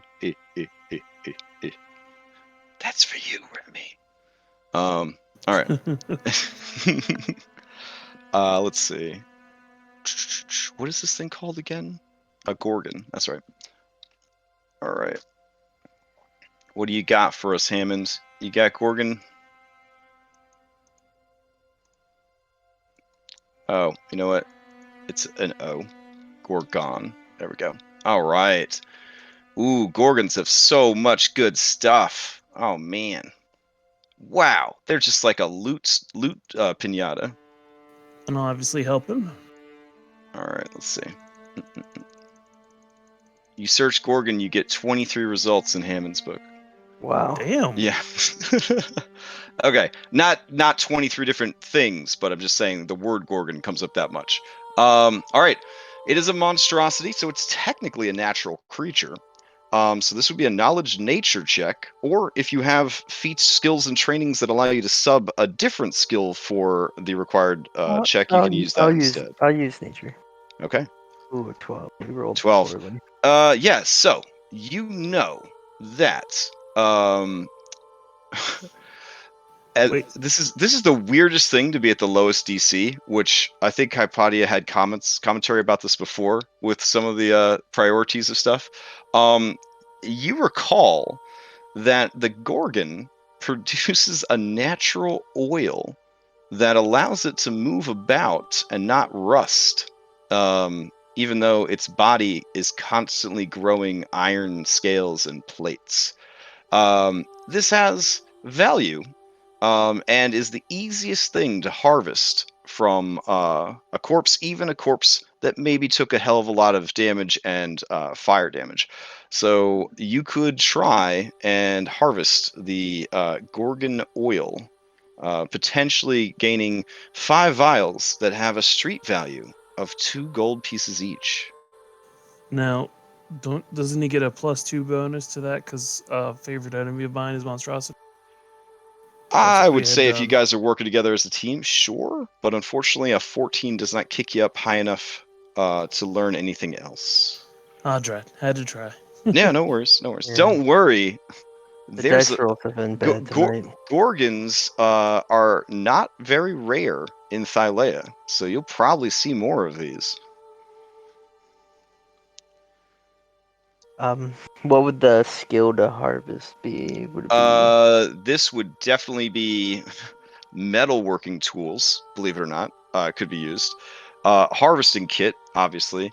Or I would say survival could probably be used. Yeah. For harvesting tools, what would the attribute be? Oh, I'm gonna say strength because of the type of corpse you're dealing with. Definitely Before yours. Phil does it, as he gets to work, Uh-huh. Astreus is gonna walk up, put a hand on his shoulder, and say, "May Mitros guide you." Okay. You could do this? You should do this every time. I'm gonna start asking for that hand. Yes, I'll do it, and I'll add a D4 on top for guidance. So 17. Yeah, with 20. with the assistance, you expertly gather as much oil as there is, 5 vials, which have a street value of 2 gold pieces each, because they make an excellent lubricant, particularly for metal and metal workers. Now, do you still want to take just the head as a trophy? Yeah, I was gonna chop the head off. Okay. All right. Yeah, you grab the head. It is obviously insanely heavy, because it is a iron bullhead. But there you go. How much Could how I much does it weigh? Let's see. Given the size of it, I feel like this is a good opportunity to make an actual treasure token that you have to carry around with you. No. That's All fine. right. I'll bonus action grapple it. Sure. All right, there you go. Phil, are you strong enough to drag this thing out front? The whole body? I mean, yeah, I probably could. You should We just could do you should tie the head behind you using all that rope, so it's basically like a backpack. Yeah, I'll take some rope and I'll tie it to my back, and there's just a gorgon head on my back now. Yeah, and since Talos asked me to drag the body out, I'll drag the body out of the crypt. Okay, you're gonna bring the body out here. Yep. All right. Over by the lines. You all planning some kind of sacrifice? I was indeed. Okay. Should we sacrifice this to your father or to Thylea? Now let's do pops. Hey, hey, Talus. What do you call a bull that's knocked prone? Ground beef. Ground beef. She nods at you sagely. I'm gonna say, shouldn't we sacrifice it to Mitros since she saved Phil? She did ground save- beef. Yeah. She did save me. Okay. Astreus would nod like that's like the right thing to do. Okay. Demetrius. Okay. And Talos would use what he learned from the druids to do a little bit of the prayer. yeah.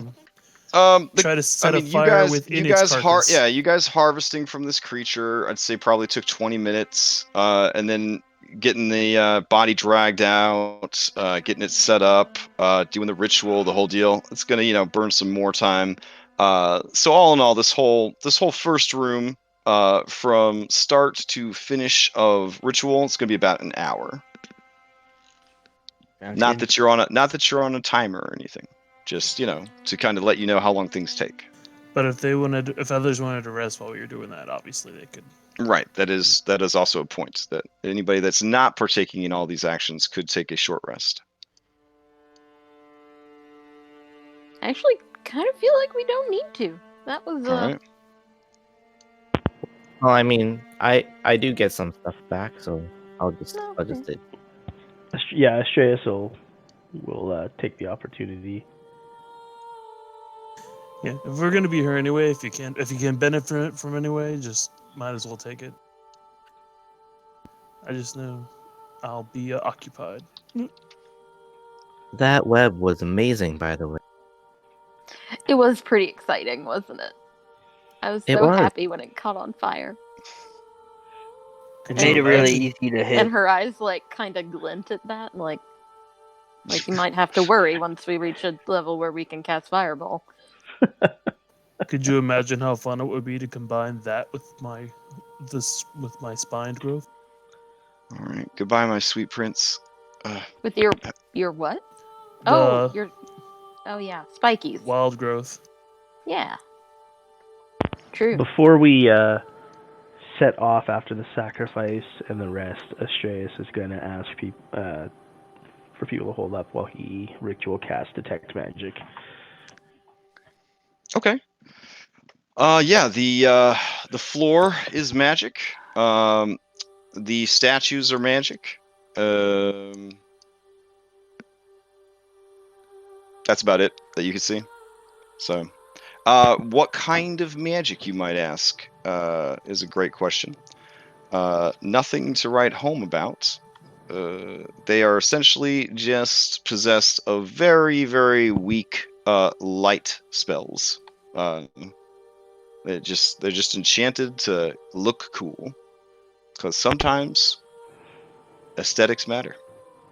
Absolutely. Yeah. So, believe it or not, that would be evocation magic to bring forth light. So, as you go in to the side chamber, you realize that these are tombs, and these are tombs of people, and that people are buried in these tombs. Yeah, let's not mess. We Well, should yeah, stay but out of it. But who? they're not Xander. Interesting. So this is the first tomb other than the one where my wife was in it. Well, actually, we didn't go in the other tombs to know if there were other people. Oh, these are probably groupies. You know what I mean? I don't know. I Maybe. wonder how much they had to pay to reserve a spot. I wonder if they were. Yeah. His You see that fellow soldiers that fell in the this same tomb battle, right or... here, the left hand one. Oh, now my mouse is doing the crazy thing. Okay. This tomb right here is Aetius is buried there. Aetius, and then someone named Pericles is buried in this one. That's a shame he didn't survive. He could have founded democracy. Anything up in this little room here? Oh yeah. There is as you go into this room, you see that this is where supplies would be kept for people who would take care of the tomb. Like acolytes who, maybe got in trouble. They're like, you got to go to Telemark and clean up the tomb. It does not look like anybody has used any of this stuff in a very long time. But it is mostly things that would be used to clean and repair the tomb and the things inside of it. It's like it's a supply closet.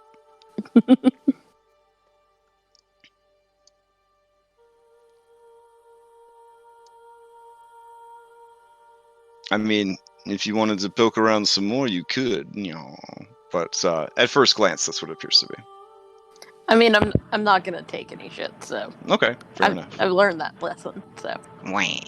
Okay. Like on top of not opening sarcophagi, we're technically like officially inside of a tomb now. So it's Yeah, like, this is one of the weirdest D&D experiences of my life, is to have people in a tomb and not just looting for days. Yeah, in here there are a lot of tombs. These all seem to be unlabeled, except for one. One of them has the name Ustak on it. Ustak? There we go. Who's that? Yeah, so that would be This one? the one that I drew an E on. Oh. Yeah. It's spelled like this. Hold on. Is this one cracked? it's almost like Ustak, Ustak, yeah. but without the E. Yeah, this one is damaged for sure, but not opened, but it is damaged. Okay. Hypatia, you found a nerd room. This looks Ooh. like a room where maybe a wizard who's in silent retirement might be storing his his spell stuff. I'm gonna look around. Oh, there's a lot of nice stuff here. A lot of scrolls. A lot of spell books. Yeah. Do A lot not of let potions. temptation take you. I dare say that maybe a powerful wizard who's mastered life and death might be storing his stuff here.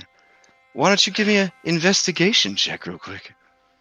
It's a trap. I'm not gonna take anything. I could maybe write something Your down. fate is Sure. sealed. We're I watching know, her. I know what you're feeling would right now. Have your wizard fun.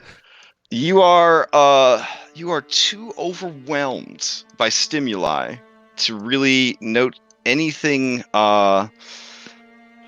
anything beyond the fact that there's just so much cool stuff in here. You can't believe that this guy, whoever he or she is, would just leave their stuff laying around like this. Like they got a Mimir over here. Strangely, it is not gathering dust. In fact, a lot of the stuff in here is not gathering dust. It's almost like it sees regular use. There's a very tempting key. There's a weird relic. It radiates powerful magic. Astreus, as you peek into the room, you have to squint your eyes. There's a lot of magic in that room. Hypatia, it would be wise to leave without disturbing anything. I just want to look at one of the scrolls. Just As- Hypatia, I don't like as- the look in your eyes right now. okay. Come on. It's probably Damon's room anyway. Maybe you can And- ask him. Oh, I guess so. He did give me his eyeball. That was nice. He seemed like a nice guy. Astrea stands to the side to let you guys pass and make sure that he's like waiting for Hypatia to pass before he leaves.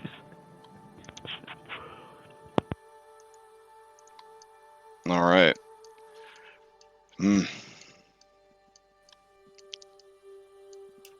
That was So, Phil. one fine trap. Sorry, reset. What? No, I just said it was a fine trap, Oh, but we beat it this time. yeah. It's kind of like, this time where there was this kid, right? And he was like kind of heckling my performance, and then I basically like told him that he could have one piece of candy now, or like 10 pieces of candy in an hour, but he had to sit there and not touch any of the candy. He could have the one candy now, or 10 candies if he could wait an hour. And the kid, like, I had the one candy off to the side, and I had the 10 candies in one pile. And he sat there. He made it. He made it all the way to like 58 minutes, and then he grabbed the one candy. Yeah, and it polymorphed him into a hamster. Ooh. Yeah. So, I mean, he's not a hamster anymore. You know, I was trying to teach a lesson, you know, like in the myths, you know what I mean? Like, trying to do my godly duty. So, What direction do we want to go? This splits to the left and the right. Might recommend south. yeah, these are very narrow passages. 6 foot high ceilings, 5 Oh, foot wide God. walls. Yeah, I'm like ducking. Yeah. This isn't so bad.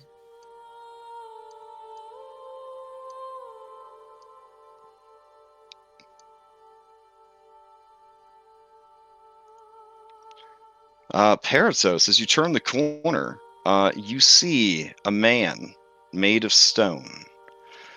The man looks up at you, and as he does, you see bits of him just crumbling away. He looked kind of like this. Mm. He opens his mouth in a silent scream and rolls himself into initiative.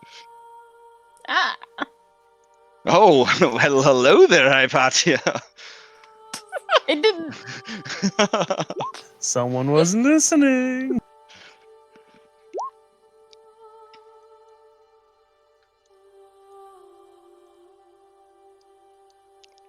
All right.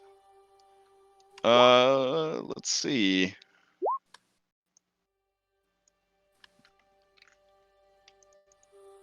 Mm-hmm.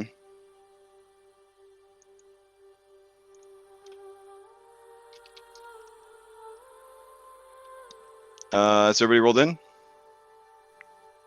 I think so. All right. Wait, if does that Kira is- have 30 decks? Well, first of all, it's Kyra, and secondly, it's none of your business. So, Okay. you think that she would have crazy stats just because she's a god? I think that is a ridiculous allegation, and It was yeah. quite, assuming of me. Exactly. Because if you think that she's running around with crazy broken stats just to, you know, be like a NPC plot character, that's crazy talk. Okay. So, anyways, let's get back to the action. Reset, you're up first. Hey, what happened? Why is the time slowed down? I guess I'm just gonna dodge.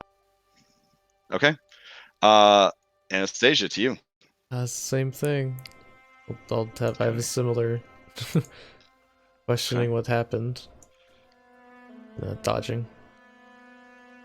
All right, Hypatia, to you. This thing is right up in your face. It is Hi. a hollow stone man that seems to be in a constant state of crumbling. Where is it? Am I like in its space? You are right near it. It is around the corner from you. Sorry. Oh, okay. Yeah. So that's why I can't see it. Okay. I'm gonna move here. Now you can see it. Yes, Right? Yeah. I can. Except I would have had to move out of melee with it, so I'm gonna move here. All right, so you move there and you see there it is, just kind of cocking its head like a curious animal, but its mouth and face are a wide expression of pain. So, despite the fact that time has slowed down, I Mhm. kind of feel like I would just be like, "Are you okay?" Fair. Hearing your soothing words, the creature's mouth closes and very slowly, even though it's combat rounds, turns into a sad frown. I would just reach out and like touch its cheek Ooh, okay. gently. As you reach out and touch its cheek, go ahead and make a Constitution saving throw.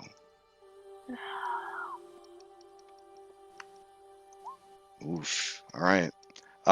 You feel a chalky sensation on your fingertips, and watch as your fingers slowly begin to turn to stone, unless you've got some kind of Medusa thing that doesn't happen. So. I don't think I do, which is Okay. stupid. All right. So it's not as fast acting as the Gorgon situation, but you do feel like perhaps you have misjudged. And the creature, as you touch its cheek, it closes its eyes, its mouth still sad, and it just reaches up to touch your hand. And I'm gonna run away. Okay. The creature reaches out for you half-heartedly. Its face, a mask of sorrow. But it doesn't put too much effort into trying to stop you. Okay. I'm gonna. Okay. Yeah, that's my turn. All right. Let's see. We'll run through this combat round and then we'll stop. Philippocles, you're up. I'm assuming Hypatia like screamed or something. Yeah. Yeah. There was probably some reactions there. All right, I'm gonna squeeze past Talus. Okay. Hypatia, are you okay? Oh, what the is this? I think it. I don't know. It's turning me to stone because I touched it, but it doesn't seem mean. It just seems sad. I don't know what it is. Then, well, I mean, it looks cursed. I'll put it out of its misery. Hurrah! Oh, 50. Okay. You hit it. Did you rage first or no? Oh, no, I didn't. Okay. It takes 13 damage. It has to make a Constitution saving throw using its Enduring Stone to see if it can survive the hit. Because this was a slashing attack. Got it. All right, here we go. Let's see. The DC is 5 plus the damage taken, so at 18, it wouldn't have done it. It just turns into kind of white marbly dust. And that's the end of combat. As it dies, and it's turning to dust, its face just turns and looks at you. And there is a gladness there that it is over.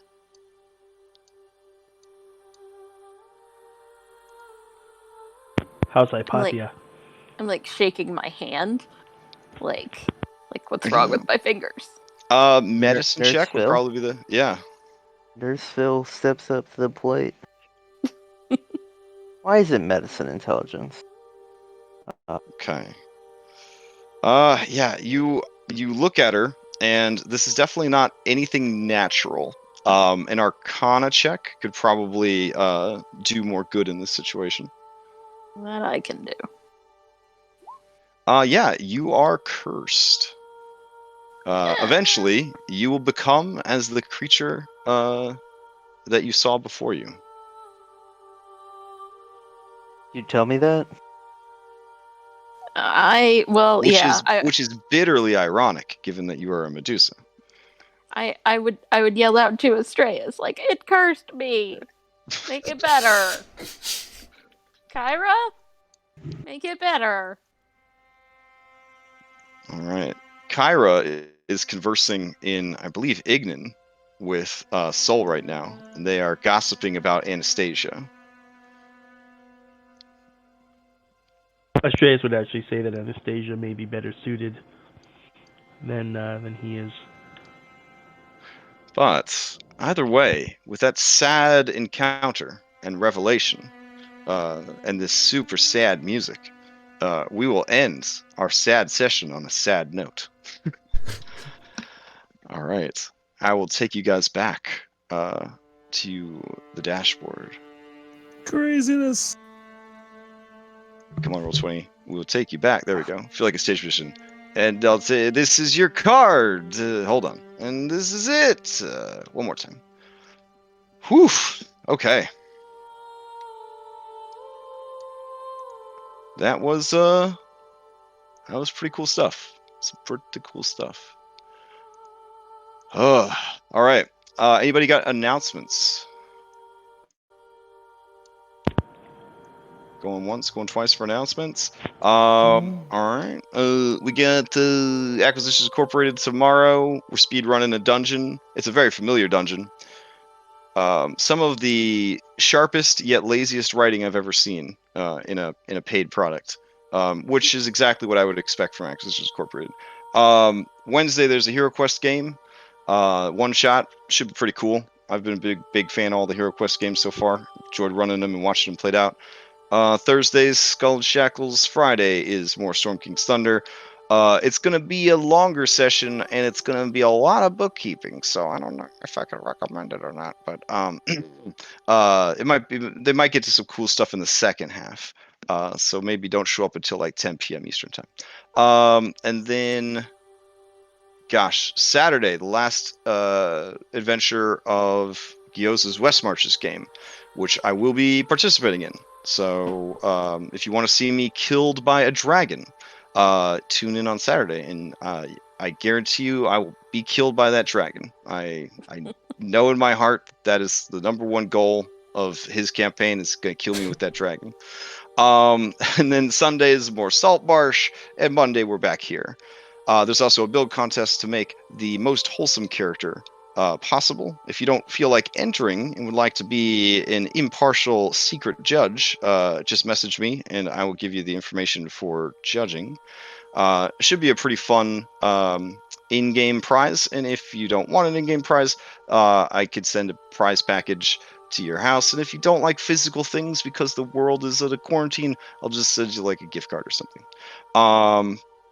Beyond that, I don't have any other announcements. So. Oh, I do have to say, I was very tempted to ask if you're allowed to do 2 Odyssey campaigns at once with your announcement of the next one.